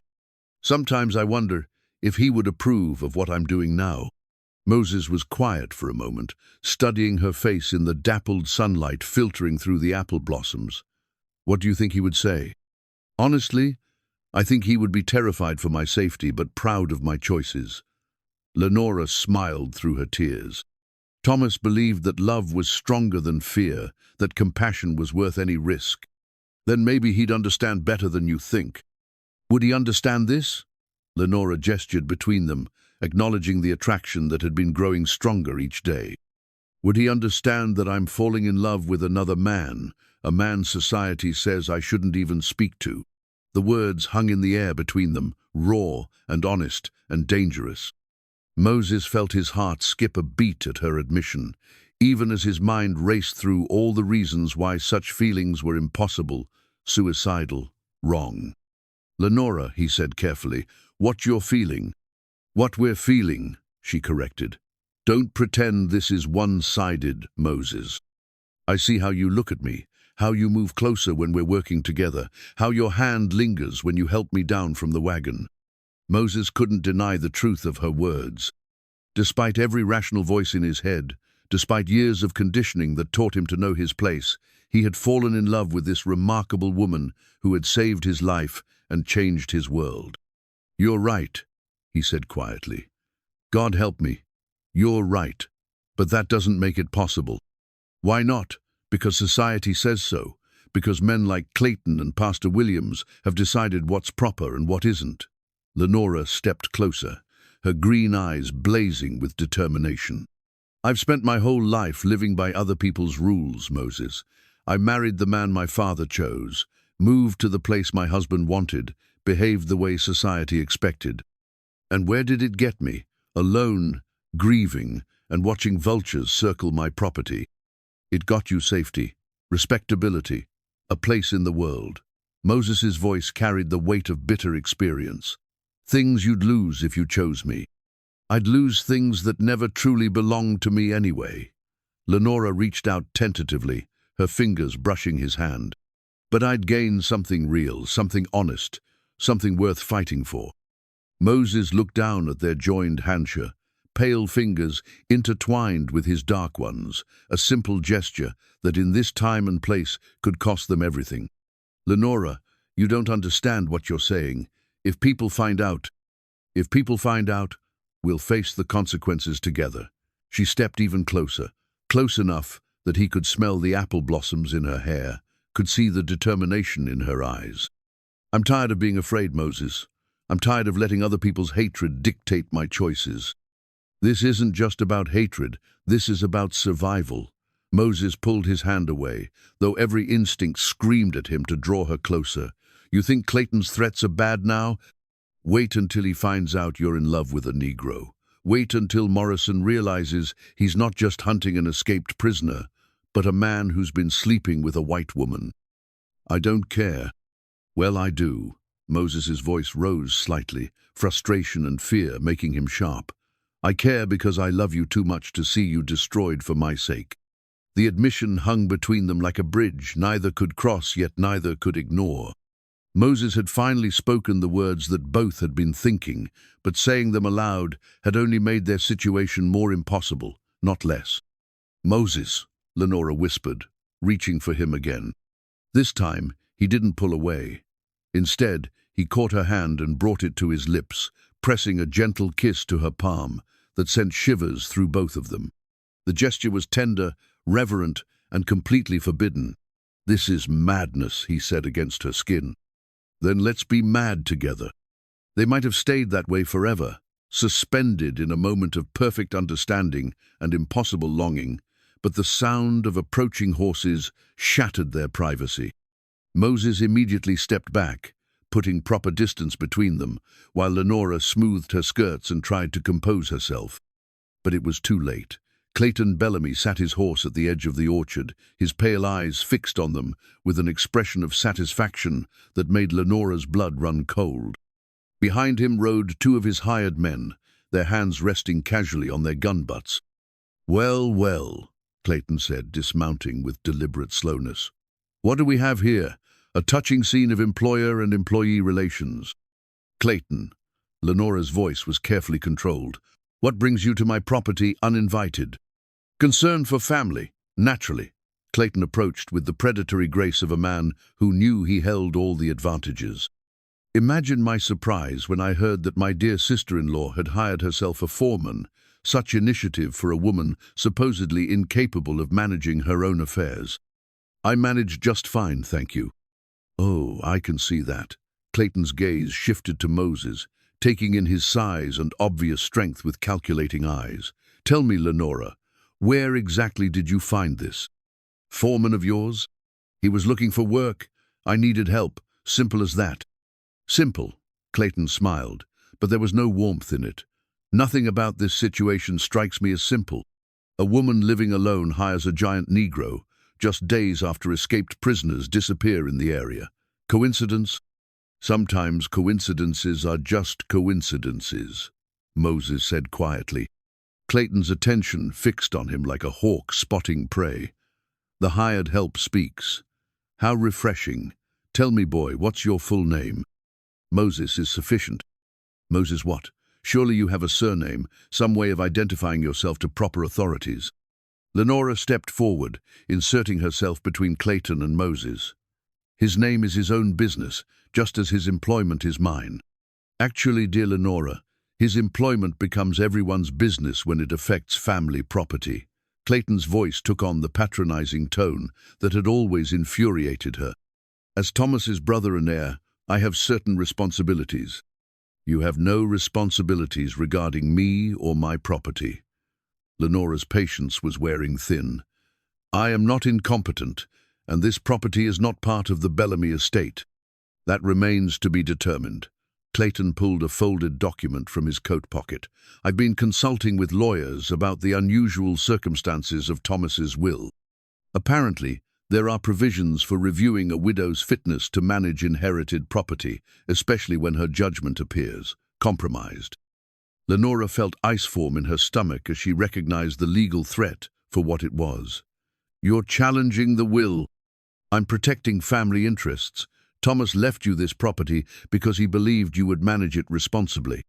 But hiring unknown men of questionable character, living without proper supervision, making decisions that endanger both yourself and the community." Clayton shrugged. "Perhaps Thomas overestimated your capabilities." "My capabilities seem to be working just fine," Lenora shot back. "The property is in better condition than it's been since Thomas died. The orchard is producing again, and I'm financially solvent. What more do you want?" "I want you to behave like a proper widow instead of like a woman who's forgotten her place." Clayton's mask of false concern slipped, revealing the angry, grasping man beneath. "I want you to accept guidance from the family that cares about your welfare. And if I refuse, then you'll face the consequences of your poor judgment." Clayton refolded the document and returned it to his pocket. "Legal consequences that could strip you of everything Thomas left you." Moses had remained silent during this exchange, but Lenora could feel the tension radiating from him.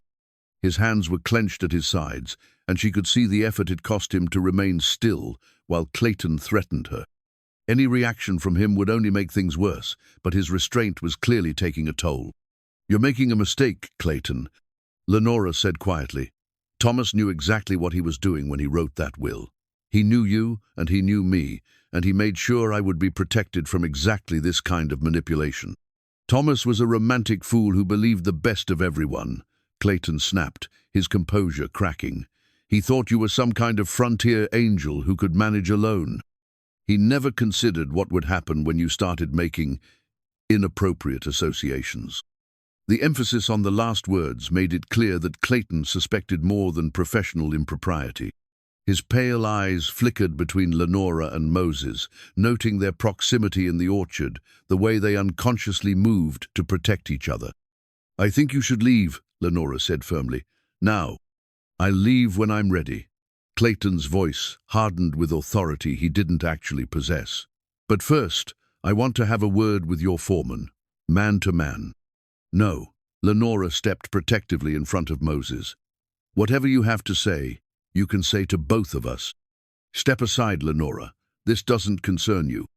Everything that happens on my property concerns me. Clayton's frustration boiled over into open anger.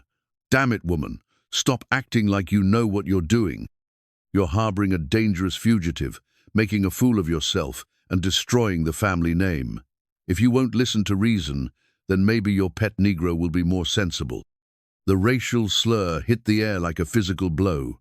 Moses tensed, his large frame coiling with controlled violence, while Lenora gasped at the naked hatred in Clayton's voice. Even Clayton's hired men shifted uncomfortably, recognizing that their employer had crossed a line. "Get off my property," Lenora said, her voice deadly quiet.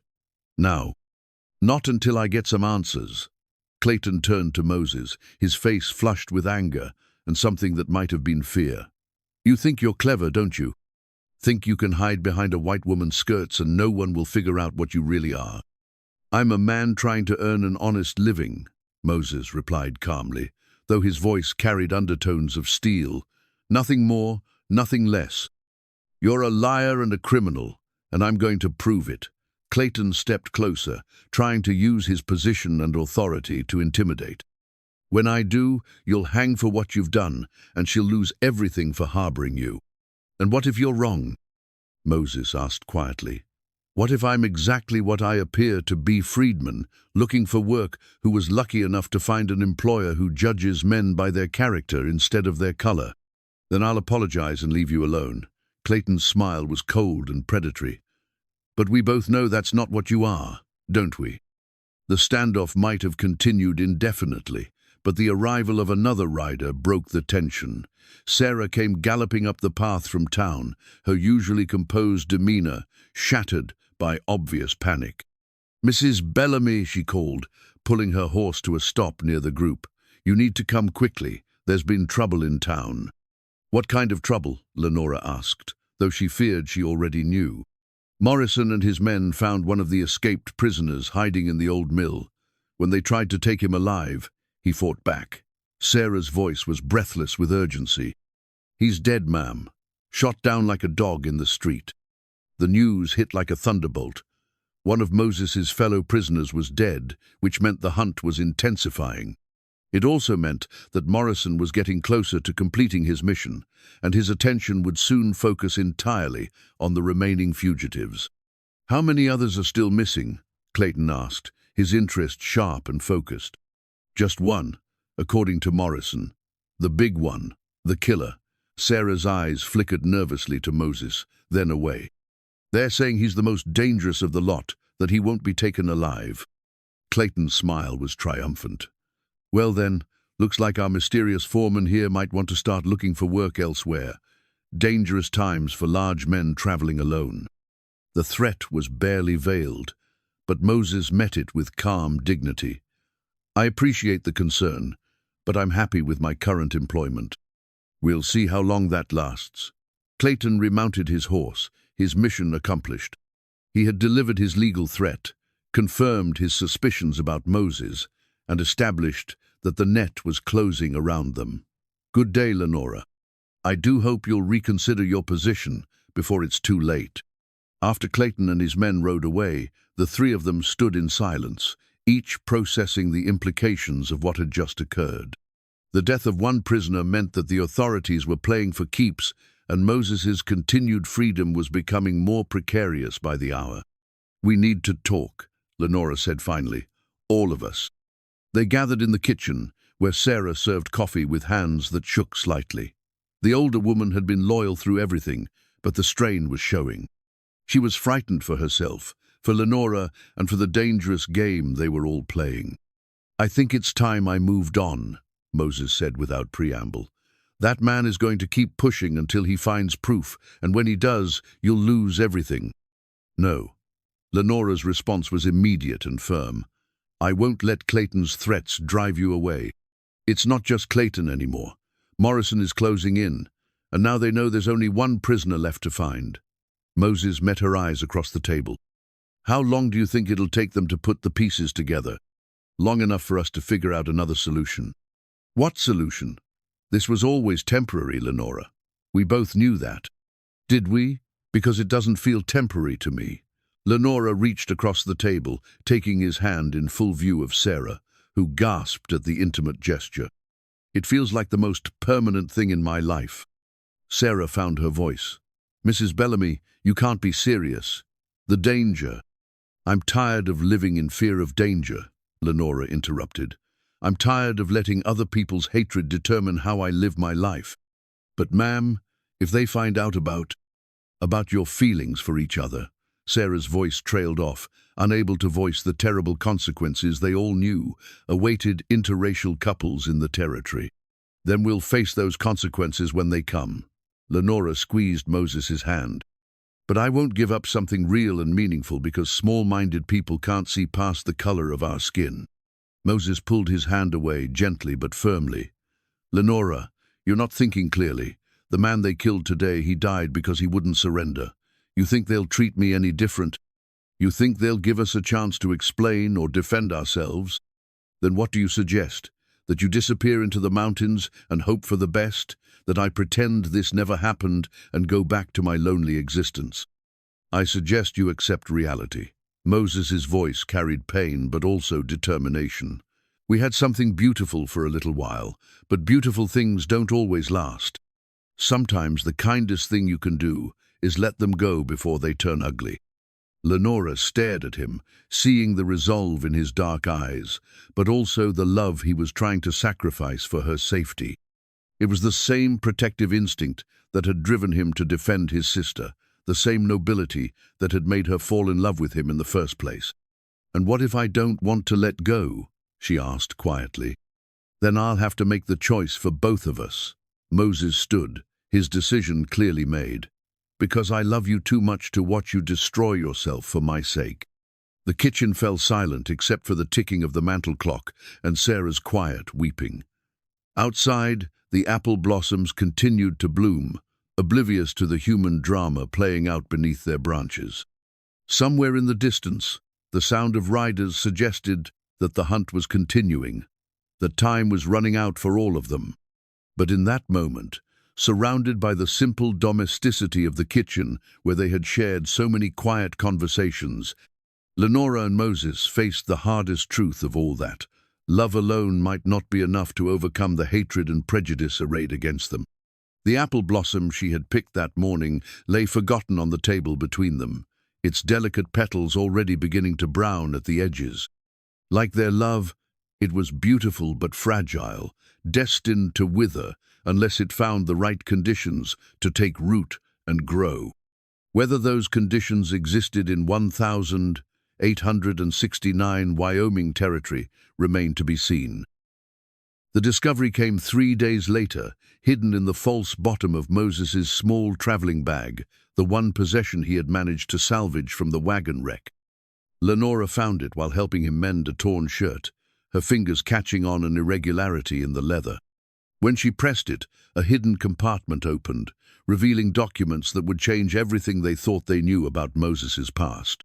"What are these?" she asked, spreading the papers on her kitchen table. Moses looked up from his sewing, and she saw something flicker across his fastenot gilt. Exactly, but the complex expression of a man whose secrets were about to be revealed. He set down his needle and moved to examine the documents she had discovered. "Things I should have told you about long ago," he said quietly. The papers told a story that bore little resemblance to the narrative Moses had shared with her. There was a military discharge certificate dated 1865, honorably releasing Sergeant Moses Freeman from the 54th Massachusetts Infantry Regiment. There was a letter of commendation from Colonel Robert Gould Shaw himself, praising Moses's courage under fire and his leadership of men. Most shocking of all, there was a Congressional Medal of Honor citation, awarded for extraordinary heroism during the assault on Fort Wagner. "You were a Union soldier," Lenora whispered, her fingers tracing the official seals and signatures that validated Moses's service.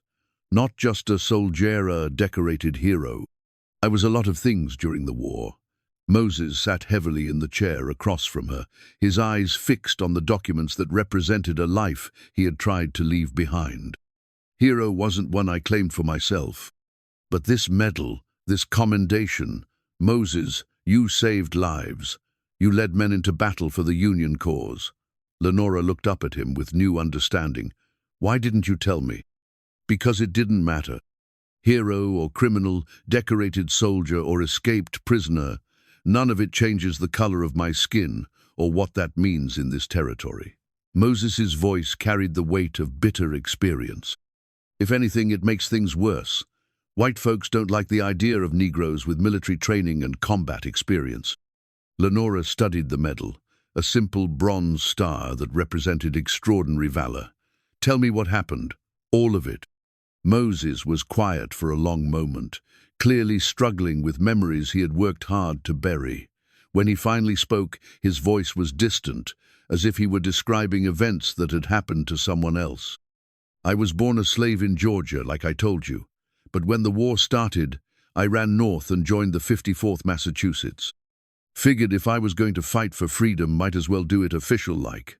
He paused, his hands clenched on the table. We were one of the first colored regiments, and they used us hard. Every battle was a chance to prove we deserved to be free. And Fort Wagner, a death trap, Confederate stronghold guarding Charleston Harbor. The brass decided to use us as shock troops, send the colored boys in first, see what kind of resistance we'd face. Moses's eyes grew distant with memory. Half our regiment died in that assault, including Colonel Shaw. But we took the fort, and I managed to pull a dozen wounded men out of the line of fire. Lenora could picture it, Moses in his Union blue, leading men through hell itself to accomplish a mission that others deemed impossible. The image was so different from the broken man she had found in the storm that it almost seemed like they were talking about two different people. What happened after the war?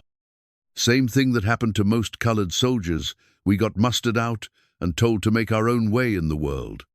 Moses's voice hardened with old anger. Turned out the country was real grateful for our service, long as we didn't expect to be treated like equals. But you had skills, education, a military record. I had a target painted on my back, Moses interrupted. You think white folks wanted to hire colored men who'd been trained to fight, who'd proven they could lead other men, who'd been treated like soldiers instead of property? Lenora began to understand the complex reality that Moses had faced.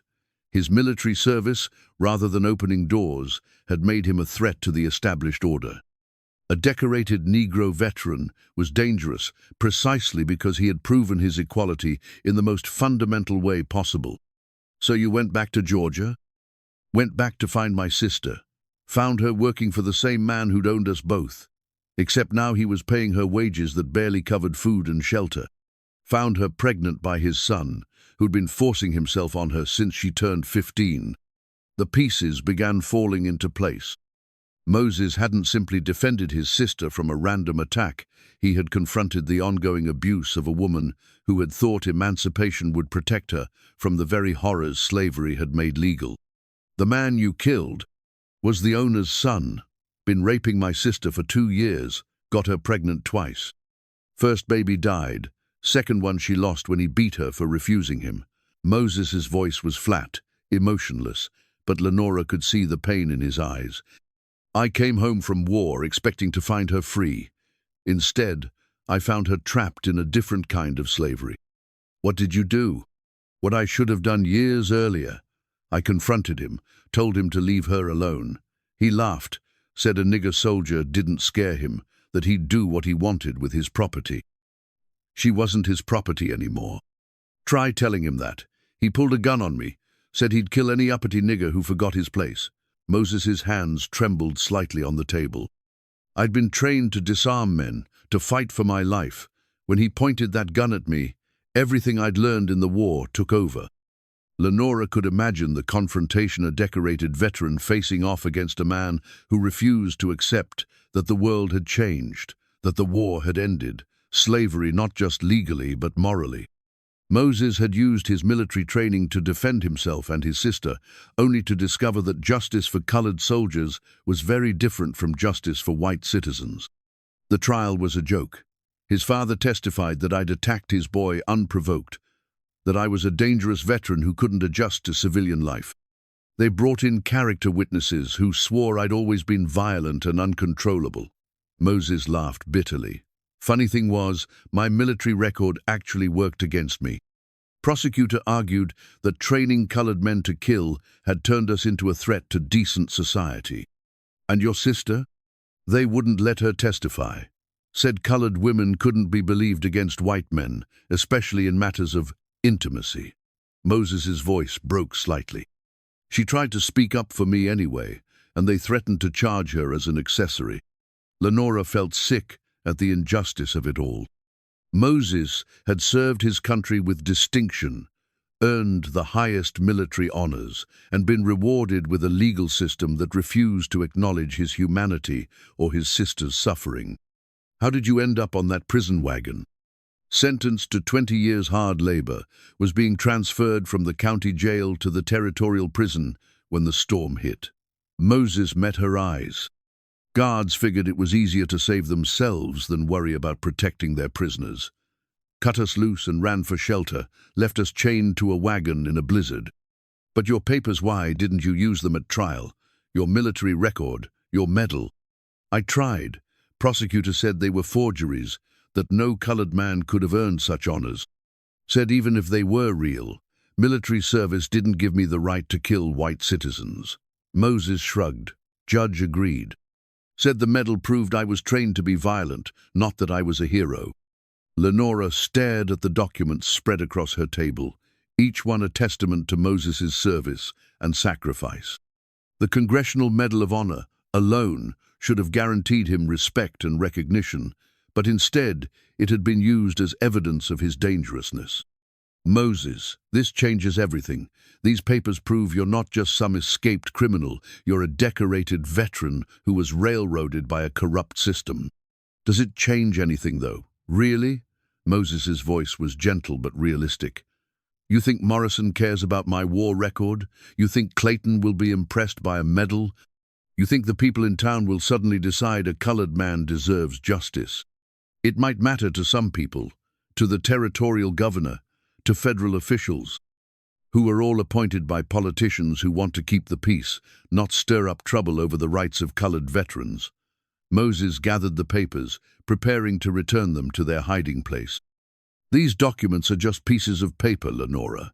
They don't change what I am in this time and place. They change what you are to me. Moses paused in his gathering of the papers. How so?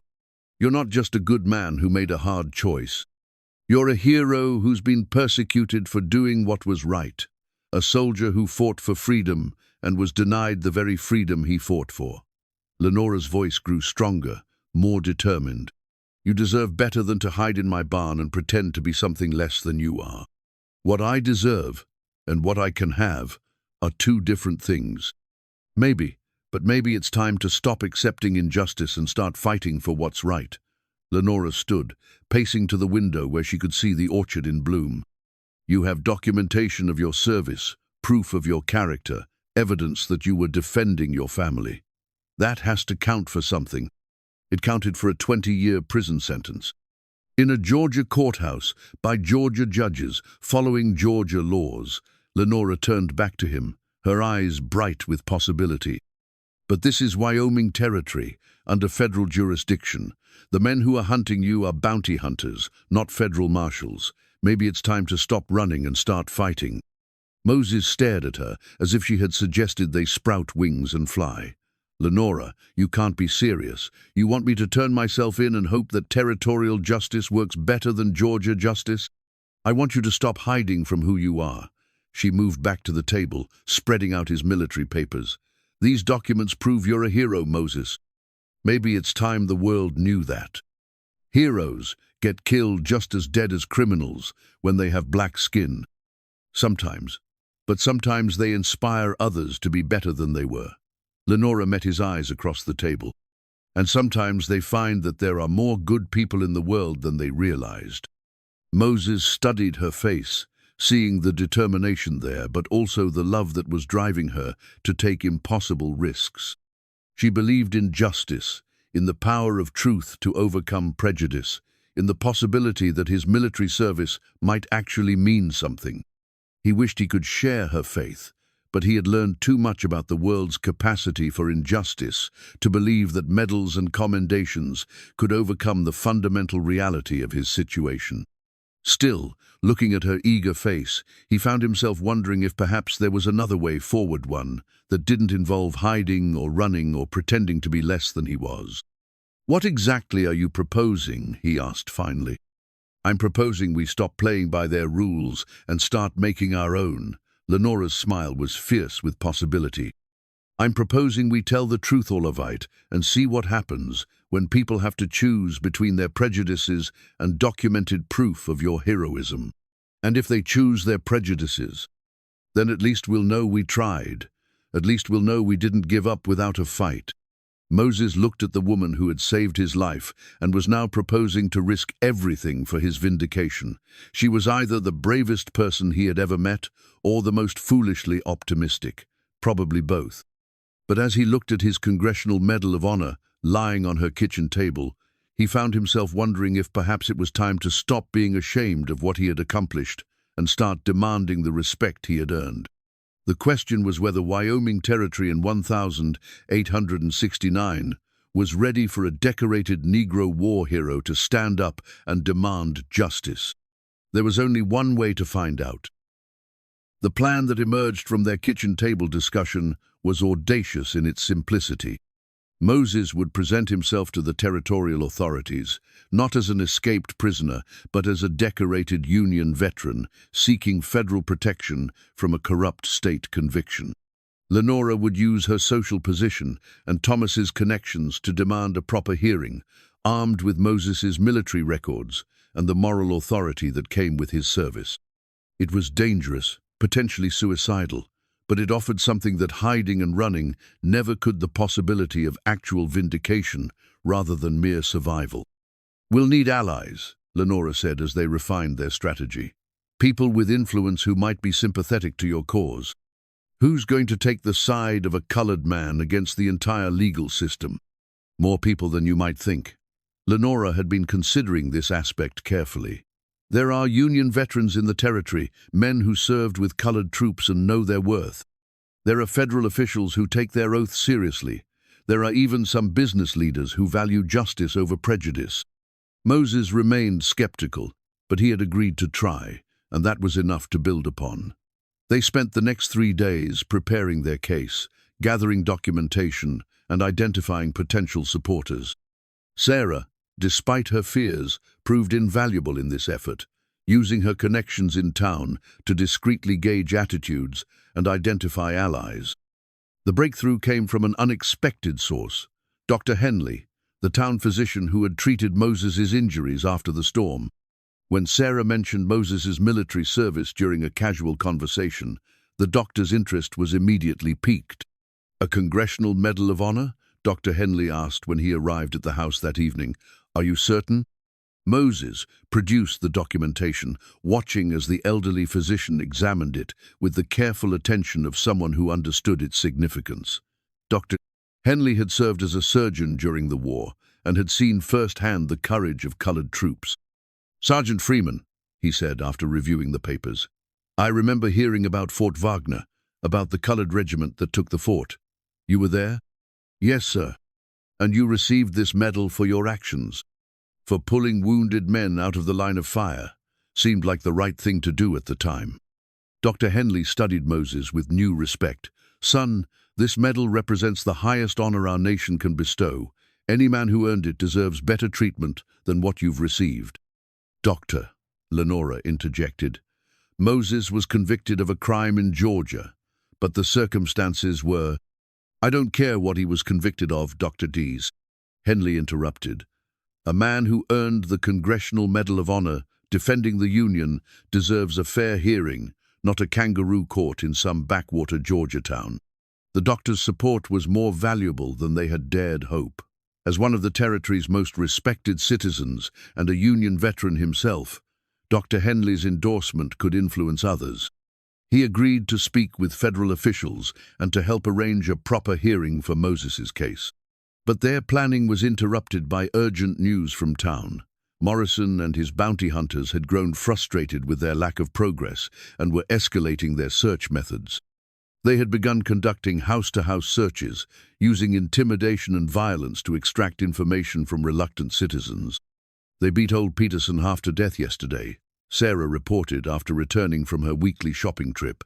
"Said he was harboring fugitives because his barn door was barred from the inside." "What did the marshals do?" Lenora asked. "Nothing. Said Peterson must have resisted arrest or tried to interfere with a lawful search." Sarah's voice carried disgust and fear in equal measure. "Morrison's got them convinced that anyone who objects to his methods must be hiding something." The news was troubling, but not entirely unexpected. Bounty hunters operated in a legal grey area where violence was often overlooked if it produced results. Morrison was clearly growing desperate to find the last escaped prisoner, and his methods were becoming increasingly brutal. "They'll be coming here soon," Moses observed. "Can't avoid it much longer." "Then we need to move faster," Lenora replied. "Dr. Henley, how soon can you arrange a meeting with the territorial governor?" "Governor Campbell is in Cheyenne, but his deputy is here in Fort Eden. I could speak with him tomorrow, present Moses's case, and request federal protection." "Do it." Lenora's voice carried the determination that had sustained her through all their trials. "Whatever happens, we're not hiding anymore." The next morning brought unexpected complications. Clayton arrived with a larger contingent than usual. 6 armed men who positioned themselves around the property while he approached the house. But this time, he wasn't alone. With him rode a thin, severe-looking man in a black suit who carried himself with the authority of someone accustomed to being obeyed. "Lenora," Clayton called from his horse, "I've brought someone to meet you. This is Judge Morrison from the Territorial Court." Lenora felt her heart sink. Morrison, the same name as the bounty hunter who had been terrorizing the countryside. This could not be a coincidence. "Judge Morrison," she said carefully as the 2 men approached her front door. "How can I help you?" "Mrs. Bellamy, I'm here on a matter of territorial security." The judge's voice was clipped, professional, without warmth. "We have reliable information that you may be harboring a dangerous fugitive." "What information?" "The kind that suggests immediate action is required." Judge Morrison produced a document from his coat. "This is a warrant to search your property and arrest any suspicious individuals found thereon." Lenora examined the warrant, noting its official seals and proper formatting. Unlike Morrison's previous searches, this was entirely legal and could not be refused. "May I ask what evidence prompted this warrant?" "That's not your concern. Your concern is compliance with lawful authority." The judge's pale eyes were cold, calculating. "I trust you won't interfere with the execution of this warrant." "Of course not. But I should mention that I have an employee working on the property, me foreman, Moses. He's been helping with spring preparations." "How convenient. We'll certainly want to speak with him." Clayton's smile was triumphant. He had finally gotten what he needed: legal authority to search the property and arrest Moses. The family connection to Judge Morrison had given him access that money alone couldn't buy. As if summoned by their conversation, Moses appeared from the direction of the barn, his hands dirty from shoeing horses, but his posture confident. He had clearly heard the voices and come to investigate, and Lenora felt a moment of panic at seeing him walk directly into the trap. But Moses showed no fear as he approached the group. Instead, he moved with the assured bearing of a man who had nothing to hide, his eyes meeting Judge Morrison's gaze steadily. "Gentlemen," he said politely, "can I help you with something?" "Are you the man called Moses?" Judge Morrison asked. "I am. You're under arrest for escaping from lawful custody and harboring as a fugitive from justice." "On what evidence?" Moses asked calmly. Judge Morrison gestured to one of Clayton's men, who rode forward with obvious reluctance. "This man has identified you as one of the escaped prisoners from the overturned wagon." Lenora looked at the witness, a rough frontiersman she recognized as one of Clayton's regular associates. The man wouldn't meet her eyes, and she realized that he was either lying outright or had been coached in his testimony. "That's interesting," Moses said thoughtfully, "because I've never seen this man before in my life. Are you denying that you were a prisoner on that wagon?" Moses was quiet for a moment, and Lenora could see him weighing his options. He could continue the deception, hope that his false identity would hold up under scrutiny. Or he could follow through on their plan and reveal his true identity and circumstances. "Judge Morrison," Moses said finally, "I think there's been a misunderstanding. I wasn't a prisoner on that wagon. I was a passenger." The judge's eyebrows rose. "A passenger?" "Yes, sir. I was traveling from Georgia to Wyoming Territory when the wagon overturned in the storm. I managed to make it to Mrs.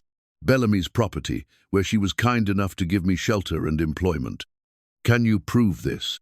Moses reached into his shirt and withdrew the folded papers that contained his military records. "I can prove exactly who I am and why I was traveling through the territory." Judge Morrison accepted the documents with obvious skepticism, but his expression changed as he read through Moses's discharge papers, commendation letters, and medal citation. When he looked up, there was confusion and something that might have been respect in his pale eyes. "According to these documents, you're Sergeant Moses Freeman of the 54th Massachusetts Infantry, recipient of the Congressional Medal of Honor." "That's correct, sir." "And you're claiming you weren't a prisoner on that wagon." "I'm claiming that if I was a prisoner, it was an injustice that needs to be corrected." Moses's voice grew stronger, more confident. "I'm claiming that any conviction obtained against me was the result of a corrupt legal process that denied me due process and equal protection under the law." Clayton had been listening to this exchange with growing alarm. "Judge Morrison, you can't seriously be considering—" "I'm considering the possibility that we may have made an error." The judge interrupted, still studying Moses's papers. "A Congressional Medal of Honor is not something easily forged, and these documents appear genuine. But the witness identification could be mistaken or motivated by other factors." Judge Morrison's eyes fixed on Clayton with sudden understanding. "Tell me, Mr. Bellamy, what exactly is your interest in this matter?" Clayton's face flushed with anger and embarrassment. "My interest is in protecting my family's property and ensuring that dangerous criminals don't threaten decent citizens. And if this man isn't a dangerous criminal, if he's actually a decorated war hero who's been falsely accused, then—" Clayton struggled for words, clearly not having anticipated this possibility. "Then I suppose I owe him an apology." Judge Morrison folded Moses's papers and handed them back to him.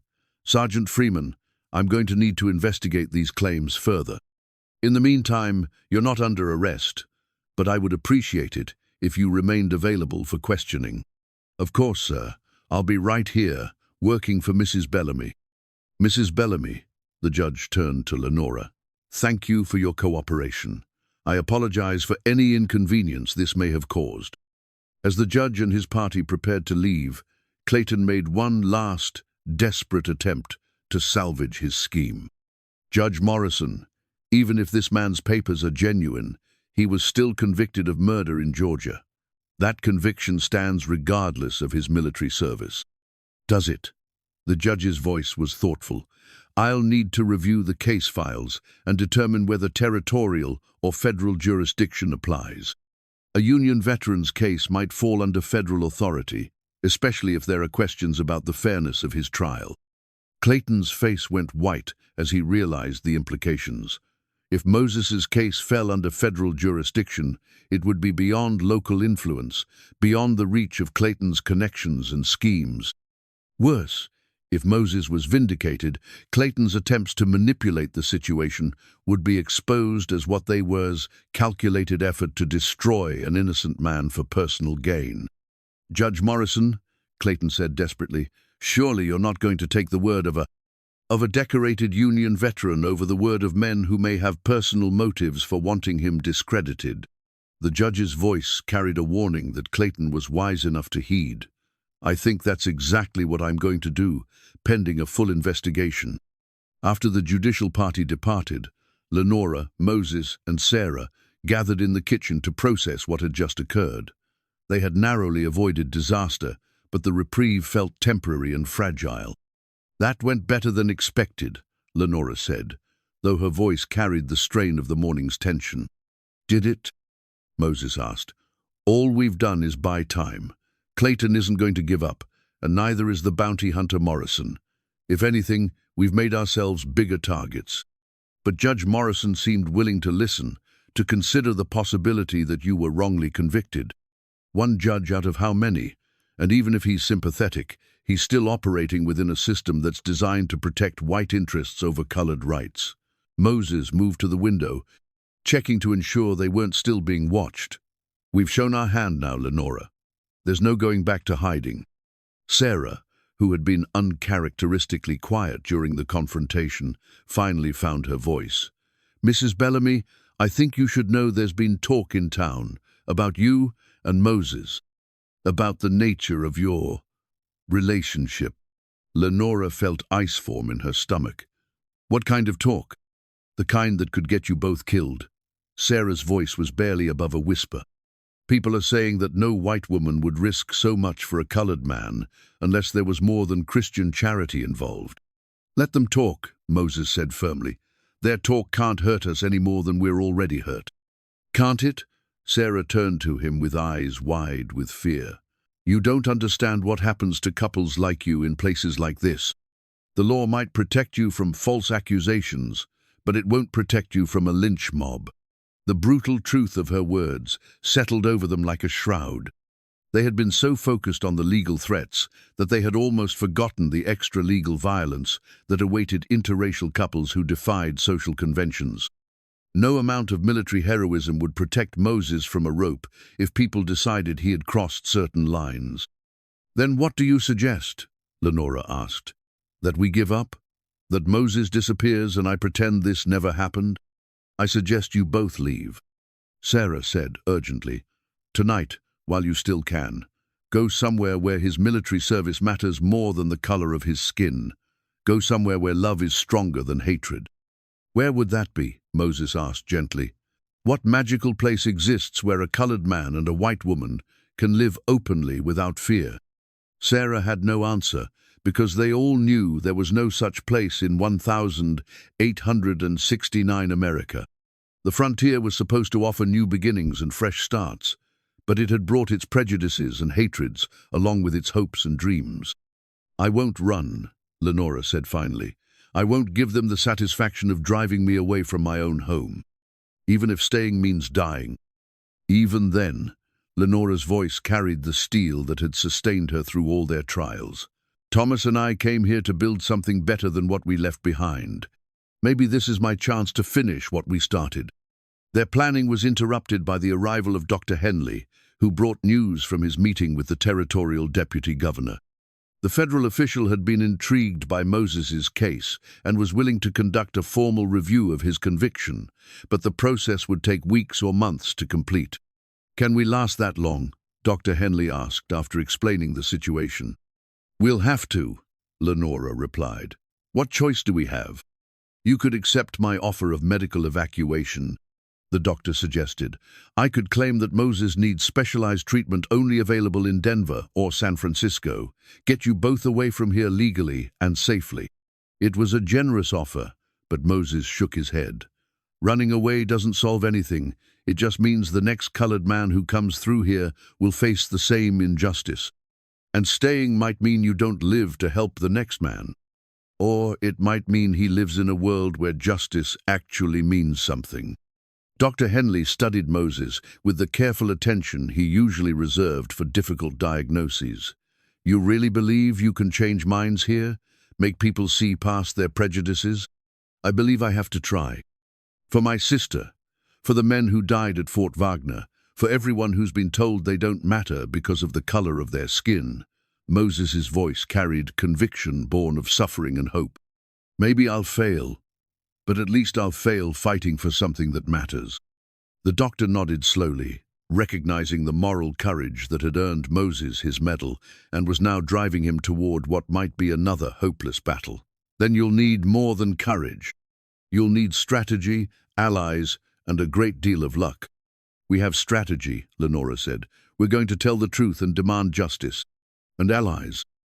You, for one, Judge Morrison possibly. Anyone else who believes that right matters more than race. That's a short list in this territory. Then we'll have to make it longer. As evening approached, they received an unexpected visitor in the form of young Tom Henderson from the general store. The boy, barely 16, had ridden out from town with a message from his father. Pa says to tell you that Morrisonte bounty hunter, not the judge, is gathering men for something big. Tom reported breathlessly. Says he's tired of playing by the rules and plans to finish this tonight. How many men? Moses asked. Maybe a dozen, all armed, all talking about justice and protecting white womanhood. Tom's young face was pale with fear. Pa says they'll be here after dark, and they won't be interested in talking. The message was clear. Their time had run out. The bounty hunter Morrison had decided to take matters into his own hands, and he was bringing enough men to overwhelm any resistance they might offer. It would be presented as a rescue mission saving Lenora from a dangerous criminal who had corrupted her judgment, but everyone understood what it really meant. You need to go, Dr. Henley said urgently, right now before they arrive. Where? Moses asked. They'll be watching the roads, and tracking a man my size through open country won't be difficult. There's another way, Sarah said quietly. Everyone turned to look at her, surprised by the determination in her voice. The old mine shaft up in Devil's Canyon. It connects to a network of tunnels that come out near the river. If you could reach it, that's 5 miles of rough terrain in the dark, Dr. Henley observed. And the tunnels haven't been used in years. They could be flooded or collapsed. Better than facing a lynch mob, Moses replied grimly. But Lenora was shaking her head. I'm not letting you face this alone. If you go, I go with you. Absolutely not. Moses's voice was firm. You're not trained for this kind of thing, and you'd slow me down. Besides, they won't hurt you. You're their excuse, not their target. They'll hurt me plenty when they realize I chose you willingly. Lenora's eyes blazed with determination. Do you think I can live with myself knowing I sent you to die alone? Do you think I can live with myself knowing I got you killed for nothing? Their argument was interrupted by the sound of distant gunshots, not the random firing of celebrations, but the deliberate pattern of men signaling their approach. Morrison and his vigilantes were coming, and they were announcing their presence to anyone who might try to interfere. Time's up, Dr. Henley said. Whatever you're going to do, you need to do it now. Moses looked at Lenora, seeing the love and determination in her green eyes, but also the fear she was trying so hard to hide. In that moment, he understood that their story had been building toward this confrontation from the very beginning, from the moment she found him in the storm and chose compassion over safety. Together, he said finally, accepting what they both knew was inevitable, we face this together. Together, she agreed, and in that word, both of them heard the echo of all the promises they had made and all the dreams they still hoped to fulfill. Outside, the night was clear and cold, with stars that seemed to mock the human drama playing out beneath them. Somewhere in the darkness, a dozen armed men rode toward a reckoning that would test everything Lenora and Moses believed about justice, love, and the possibility of redemption in a world that seemed determined to destroy both. The rope that Morrison's men carried was already tied into a noose, ready for the summary justice they planned to dispense. But they had reckoned without the courage of a decorated war hero and the woman who loved him enough to risk everything for his vindication. What happened next would determine not just their fate, but the kind of territory Wyoming would become, one where might made right, or one where justice could still triumph over hatred. The sound of approaching horses grew louder, and Lenora reached for Moses's hand, finding strength in his touch as they prepared to face their greatest test together. The mob arrived like thunder rolling across the prairie, a dozen armed men whose torches cast dancing shadows across Lenora's yard. At their head rode Morrison, the bounty hunter, his face grim with purpose and something that might have been righteousness. Behind him came Clayton and his hired guns, along with several townsmen whose courage had grown with their numbers and their shared conviction that they were defending civilization itself. Moses stood on the front porch beside Lenora, Dr. Henley, and Sarah, all of them understanding that this moment would define everything that came after. He had changed into his old Union uniform, the blue wool jacket with sergeant's stripes that he had carefully preserved through all his trials. On his chest, pinned where it belonged, was his Congressional Medal of Honor, the bronze star catching the torchlight like a beacon of all he had sacrificed for his country. "Moses Freeman," Morrison called from his horse, his voice carrying across the yard with the authority of a man accustomed to being obeyed. "You're wanted for murder and escape from lawful custody. Come down here and surrender yourself." "I am Sergeant Moses Freeman of the 54th Massachusetts Infantry," Moses replied, his voice steady and strong. "I am a decorated Union veteran, and I demand to be treated with the respect due my service and my rank." A murmur ran through the crowd as they took in his uniform and the medal on his chest. Several of the men were veterans themselves, and they recognized the significance of what they were seeing. But Morrison was unmoved by the display. "I don't care if you're General Grant himself," he snarled. "You're a convicted killer, and you're coming with me." "On whose authority?" Dr. Henley stepped forward, his medical bag in one hand and his own military pistol in the other. "Judge Morrison has ordered a full investigation of this man's case. Until that investigation is complete, he's under federal protection." "Federal protection doesn't apply to niggers who corrupt white women," Clayton shouted from behind Morrison. "Look at them standing together. It's an abomination that decent folks won't tolerate." The racial epithet sparked angry mutters from the crowd, but it also caused several men to shift uncomfortably in their saddles.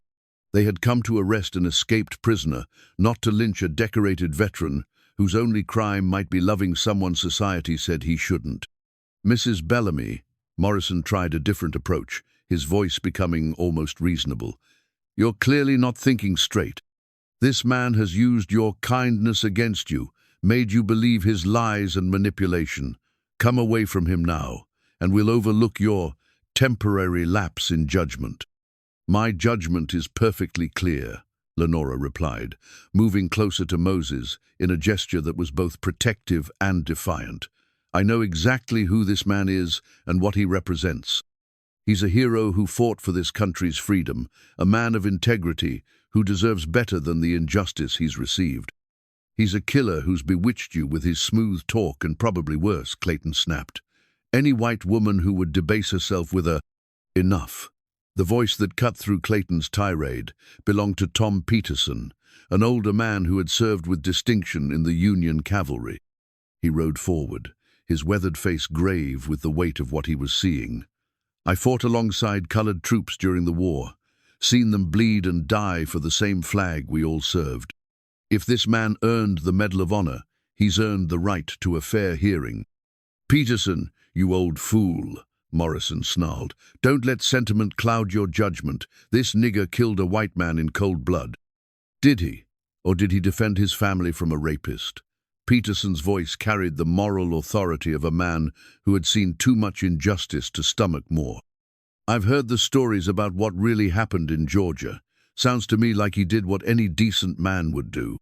Other voices began to join Peterson's veterans, who recognized the significance of Moses's uniform and medal, men who had fought beside colored soldiers and knew their worth. The mob that had seemed so unified began to fracture along lines of conscience and experience. But Morrison was not deterred. "I don't care what any of you think," he roared. "I have a legal warrant for this man's arrest, and I'm going to execute it. Anyone who interferes will be charged as an accessory." "What warrant?" Dr. Henley demanded. "Judge Morrison suspended his arrest order pending investigation." "I'm not talking about Judge Morrison." Morrison's smile was cold and predatory. "I'm talking about the federal warrant that just arrived from Georgia. Seems they want their prisoner back real bad."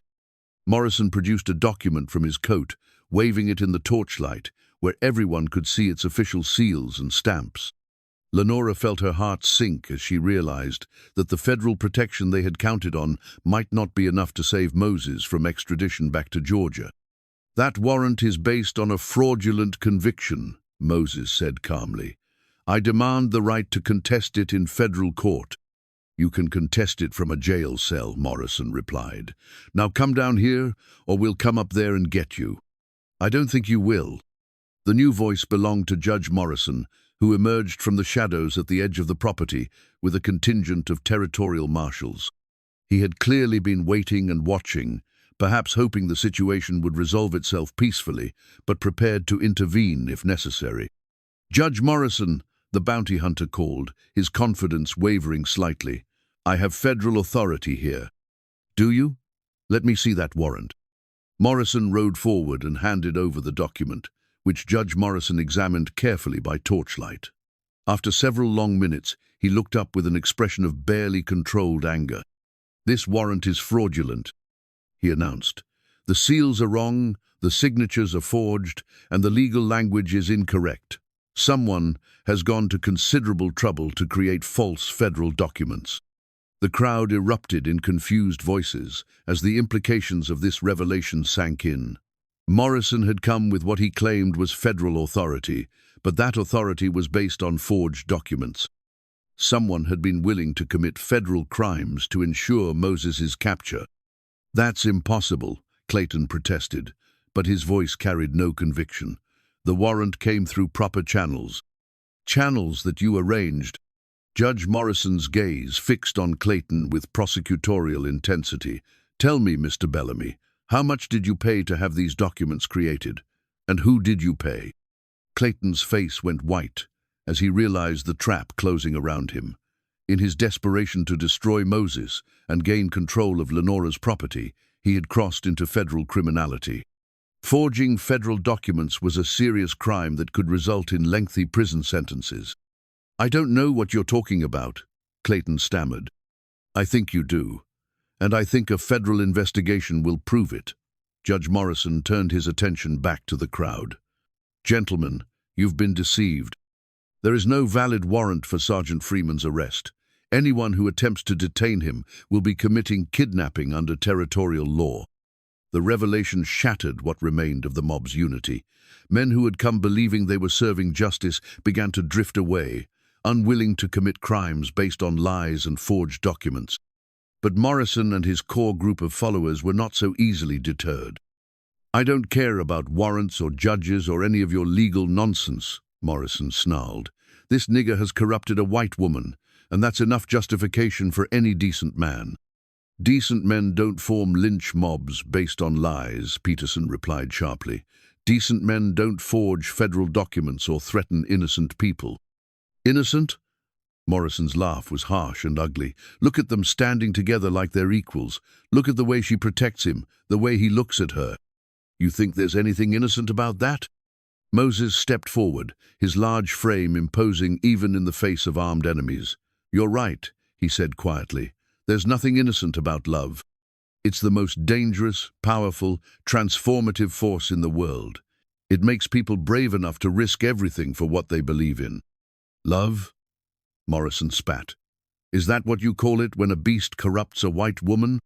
I call it love when two people see past the surface to the soul beneath. I call it love when someone risks everything to save a stranger's life. I call it love when courage overcomes fear and compassion defeats hatred. Moses's voice grew stronger, more confident. That's what Mrs. Bellamy showed me, and that's what I offer her in return. You offer her nothing but disgrace and destruction, Clayton shouted. Any children you might have would be mongrels, outcasts, neither black nor white.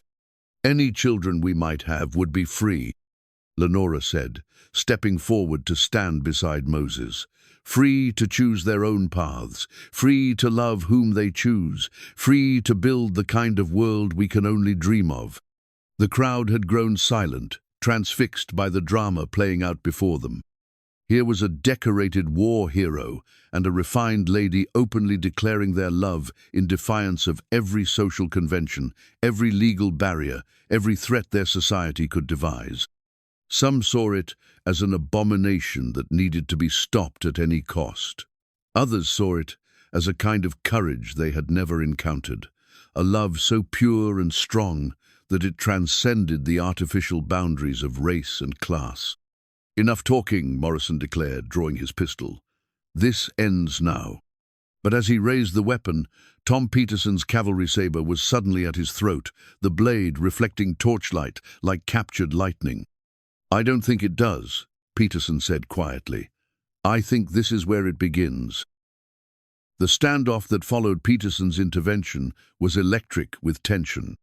Morrison sat frozen in his saddle, the cavalry saber at his throat, while the crowd of mounted men faced a growing line of defenders that included Judge Morrison's marshals, Dr.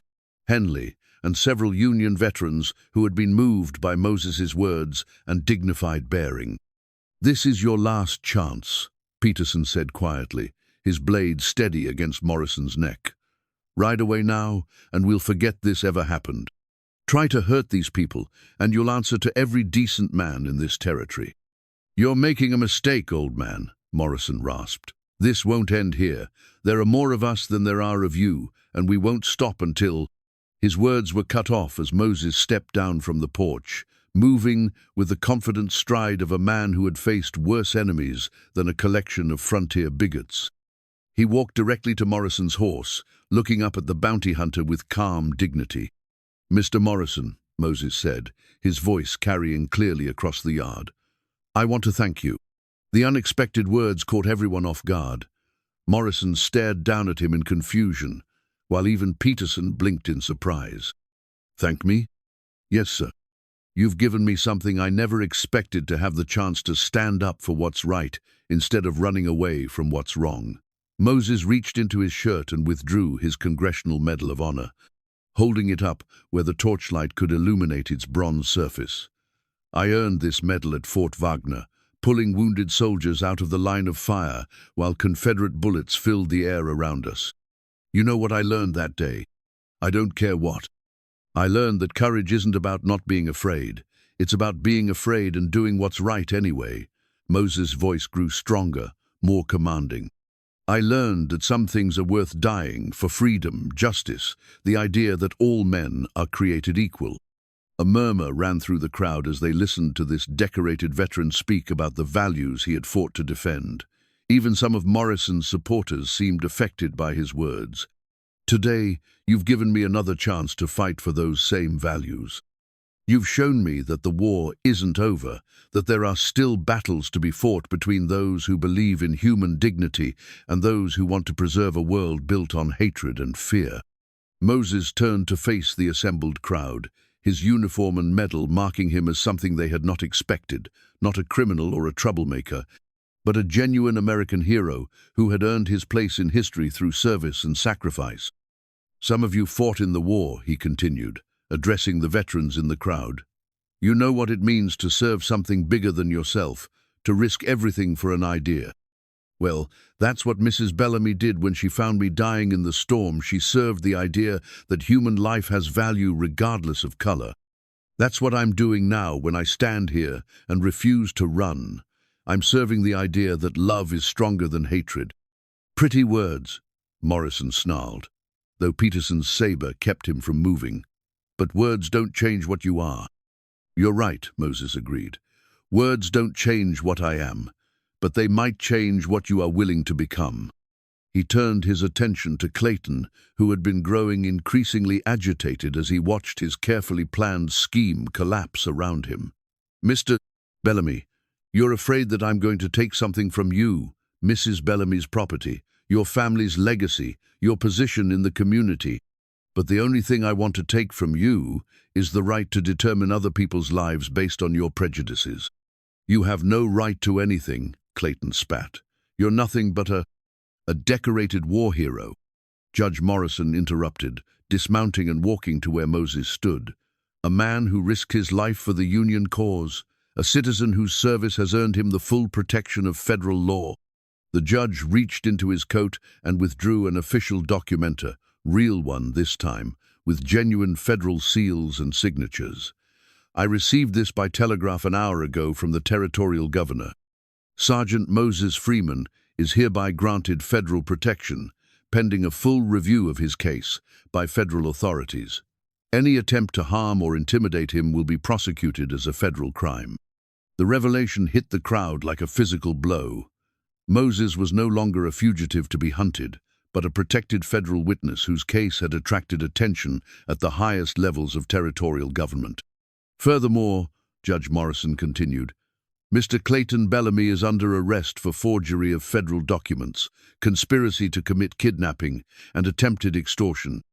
The fake warrant he presented tonight has been traced to a forger in Denver who was paid handsomely for his illegal services.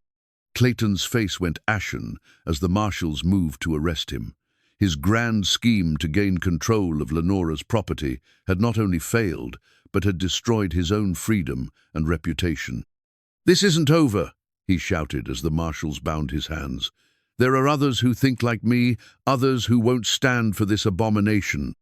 "Perhaps," Judge Morrison replied calmly, "but they'll have to reckon with federal law, and federal law protects citizens, regardless of their race or their choice of companions." With Clayton under arrest and the legal protection of the federal government clearly established, the mob began to disperse. Some left reluctantly, muttering threats and promises of future action. Others departed with thoughtful expressions, their assumptions challenged by what they had witnessed. But Morrison, the bounty hunter, was not finished. As Peterson's attention shifted to the dispersing crowd, Morrison made his move, knocking the saber aside and drawing his pistol in one fluid motion. His face was twisted with rage as he aimed the weapon at Moses. "If I can't take you alive," he snarled, "I'll take you dead." The shot that rang out across the yard came not from Morrison's gun, but from Lenora's. She had retrieved Thomas's pistol from the house during the confrontation and now stood with the smoking weapon in her hands, her face pale but determined. Morrison toppled from his horse, wounded in the shoulder, his own pistol spinning away into the darkness. "Mrs. Bellamy," Dr. Henley rushed to her side as she swayed with the shock of what she had done. "Are you all right?" "I'm fine," she said, though her voice shook slightly. "I couldn't let him hurt Moses. I couldn't stand by and watch while." Moses was at her side in an instant, his strong arms surrounding her, as she finally allowed herself to tremble with the reaction to the violence she had been forced to commit. She had never shot another human being before, had never imagined she would be capable of such an act. "You saved my life," Moses said quietly, his voice filled with wonder and gratitude. "You risked everything to save my life." "Just like you saved mine," she replied, looking up into his dark eyes. "When you came into my life, you saved me from loneliness, from despair, from a world without meaning or purpose." Around them, the last of the crowd was dispersing, leaving behind only allies and officials. Dr. Henley was tending to Morrison's wound, Judge Morrison was organizing his marshals, and Sarah was weeping with relief that the confrontation was finally over. But Moses and Lenora saw only each other, two people who had found love in the most unlikely circumstances and had been willing to risk everything to defend it. "What happens now?" Lenora asked. "Now we build the life we want, instead of accepting the one others tried to force on us," Moses replied. "Now we prove that love really is stronger than hatred." Judge Morrison approached them, his expression thoughtful. "Sergeant Freeman, Mrs. Bellamy, I owe you both an apology. This territory has not lived up to its obligations to protect all its citizens equally." "Judge," Moses said respectfully, "apologies aren't necessary. What's necessary is justice, and not just for me, but for everyone who's been denied their rights because of the color of their skin." "I agree, and I intend to make sure that justice is served, both in your case and in the broader question of civil rights in this territory." The judge paused, studying the couple before him. "I should warn you, though, that legal protection doesn't necessarily mean social acceptance. You'll face challenges and prejudice wherever you go." "We'll face them together," Lenora said firmly, "and maybe by facing them with dignity and courage, we'll help others find the strength to do the same." As dawn began to break over the Wyoming landscape, painting the sky in shades of gold and rose, Moses and Lenora stood together on the porch where their story had begun. The apple trees in the orchard were heavy with fruit, promising a harvest richer than any they had dared imagine. "Do you regret any of it?" Moses asked, watching the sunrise paint new light across the land they had fought to call home. "Only that it took so long for us to find each other," Lenora replied, her hand finding his as naturally as streams find the sea. "Only that Thomas didn't live to see what we built from the foundation he laid." "Maybe he did see it," Moses suggested. "Maybe he's the reason you found me in that storm, the reason you had the courage to risk everything for a stranger." Lenora considered this, remembering Thomas's words about building a life based on justice and compassion rather than fear and prejudice. "Maybe he is," she agreed. "Maybe this is what he meant when he said the frontier could make people better than they were back east." In the distance, they could see riders approaching, not enemies this time, but friends. Dr. Henley was returning with news from town. Tom Peterson was bringing other veterans who wanted to shake Moses's hand. And even some of the townspeople who had been moved by the night's events were coming to offer their support. "It's going to be a long road," Moses observed. "But we'll travel it together," Lenora replied. "And maybe, by the time we reach the end, we'll have helped build the kind of world where love matters more than color, where courage overcomes fear, where justice isn't just a word but a way of life." Moses squeezed her hand, feeling the simple gold band that had once symbolized her devotion to another man, but now represented something even more precious, the courage to choose love over safety, hope over despair, the future over the past. Together, he agreed, and in that word lay all the promise of the dawn breaking over their shared horizon. 6 months later, the apple orchard was heavy with fruit, and the small Methodist church in Fort Eden was decorated with white roses and golden wheat for the most controversial wedding in the territory's history. Not everyone approved. Several families had left town rather than witness what they considered an abomination, but enough good people remained to fill the pews with faces that reflected curiosity, support, and the kind of hope that comes from seeing impossible things become possible. Judge Morrison had agreed to officiate the ceremony after Pastor Williams refused, declaring that he would not be party to what he called an unholy union. The territorial judge had studied scripture and territorial law with equal diligence before concluding that both supported the couple's right to marry, regardless of their different races. Moses stood at the altar in a new suit that had been tailored in Denver, his Congressional Medal of Honor pinned to his chest, where it caught the afternoon light streaming through the church windows. The federal investigation had cleared him of all charges, determining that his original conviction had indeed been the result of a corrupt legal process that violated his civil rights. He was no longer a fugitive but a free man, whose service to his country had finally been recognized and honored. Lenora walked down the aisle in a dress of cream silk that Sarah had spent weeks creating, her auburn hair crowned with apple blossoms from the orchard that had brought them together. She carried a bouquet of wildflowers that Moses had picked that morning, simple blooms that spoke of the natural love that had grown between them, despite every obstacle society had placed in their path. Dr. Henley gave her away, standing in for the father who would have been proud of her courage and the husband who would have understood her choice. Sarah wept openly in the front pew, her tears equal parts joy and relief that the two people she had come to love like family had survived their trials and found their way to this moment.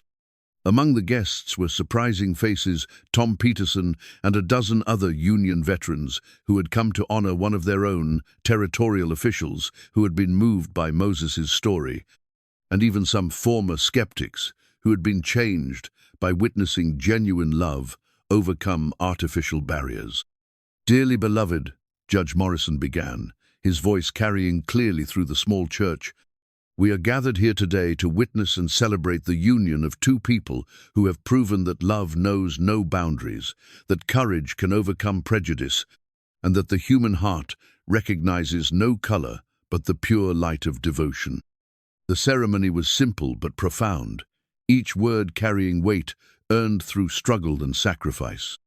When Moses and Lenora exchanged ring-simple gold bands that Moses had crafted himself in Thomas's workshop, their promises to each other resonated with everyone present. "I promise to love you through whatever storms may come," Lenora said, her voice clear and strong. "I promise to stand beside you as we build a life worthy of the dreams we share. I promise to protect and cherish you with every breath I take." Moses replied, his deep voice filled with emotion. "I promise to honor the courage you showed in saving my life by living that life in service to the love we've found."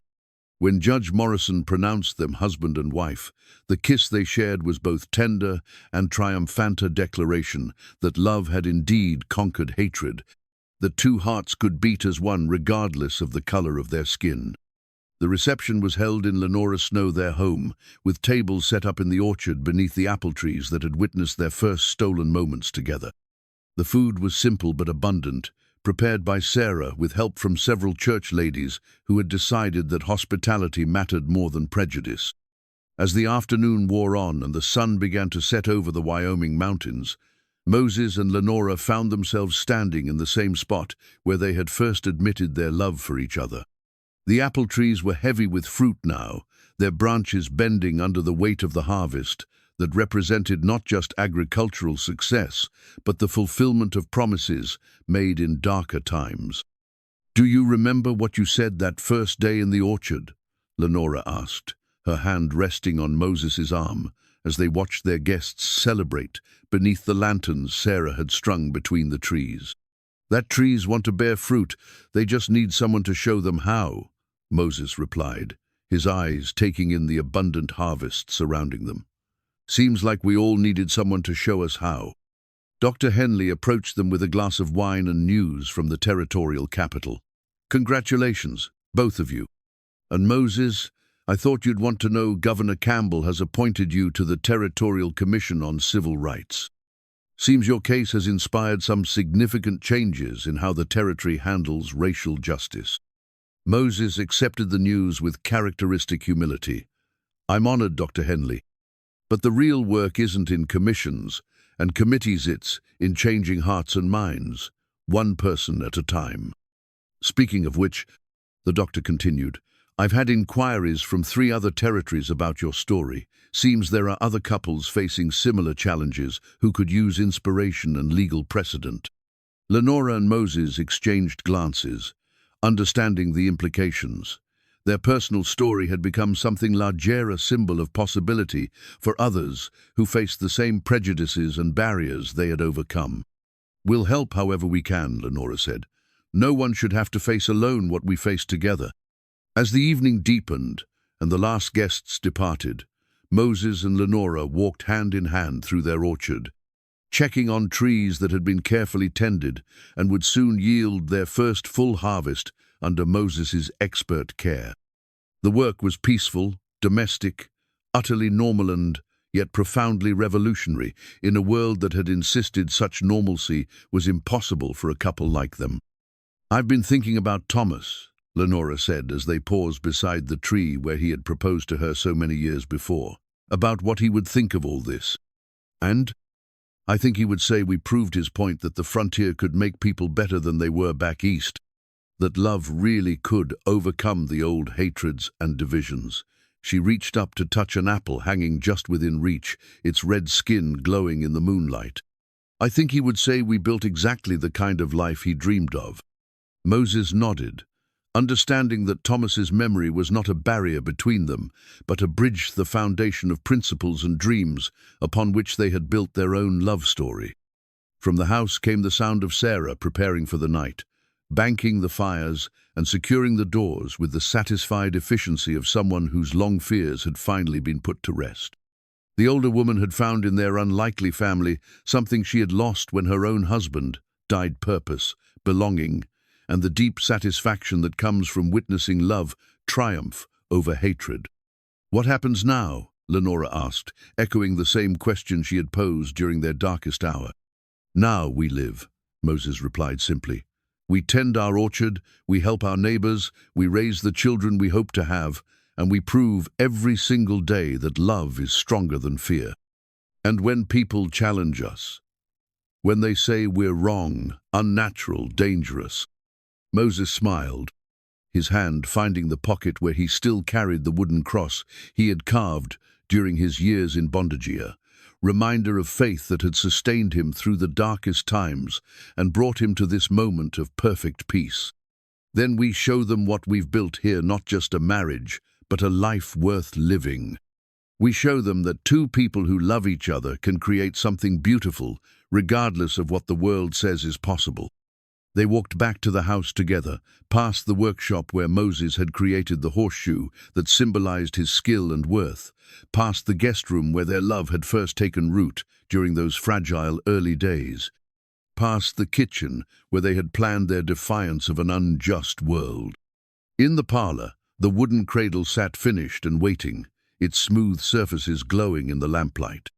Moses had completed Thomas's work with reverent care, and Lenora had filled it with blankets and dreams for the children they hoped would one day sleep peacefully beneath its curved rails. "It's beautiful," she said, running her fingers along the cradle's edge. "Thomas would be proud of what you made from his beginning."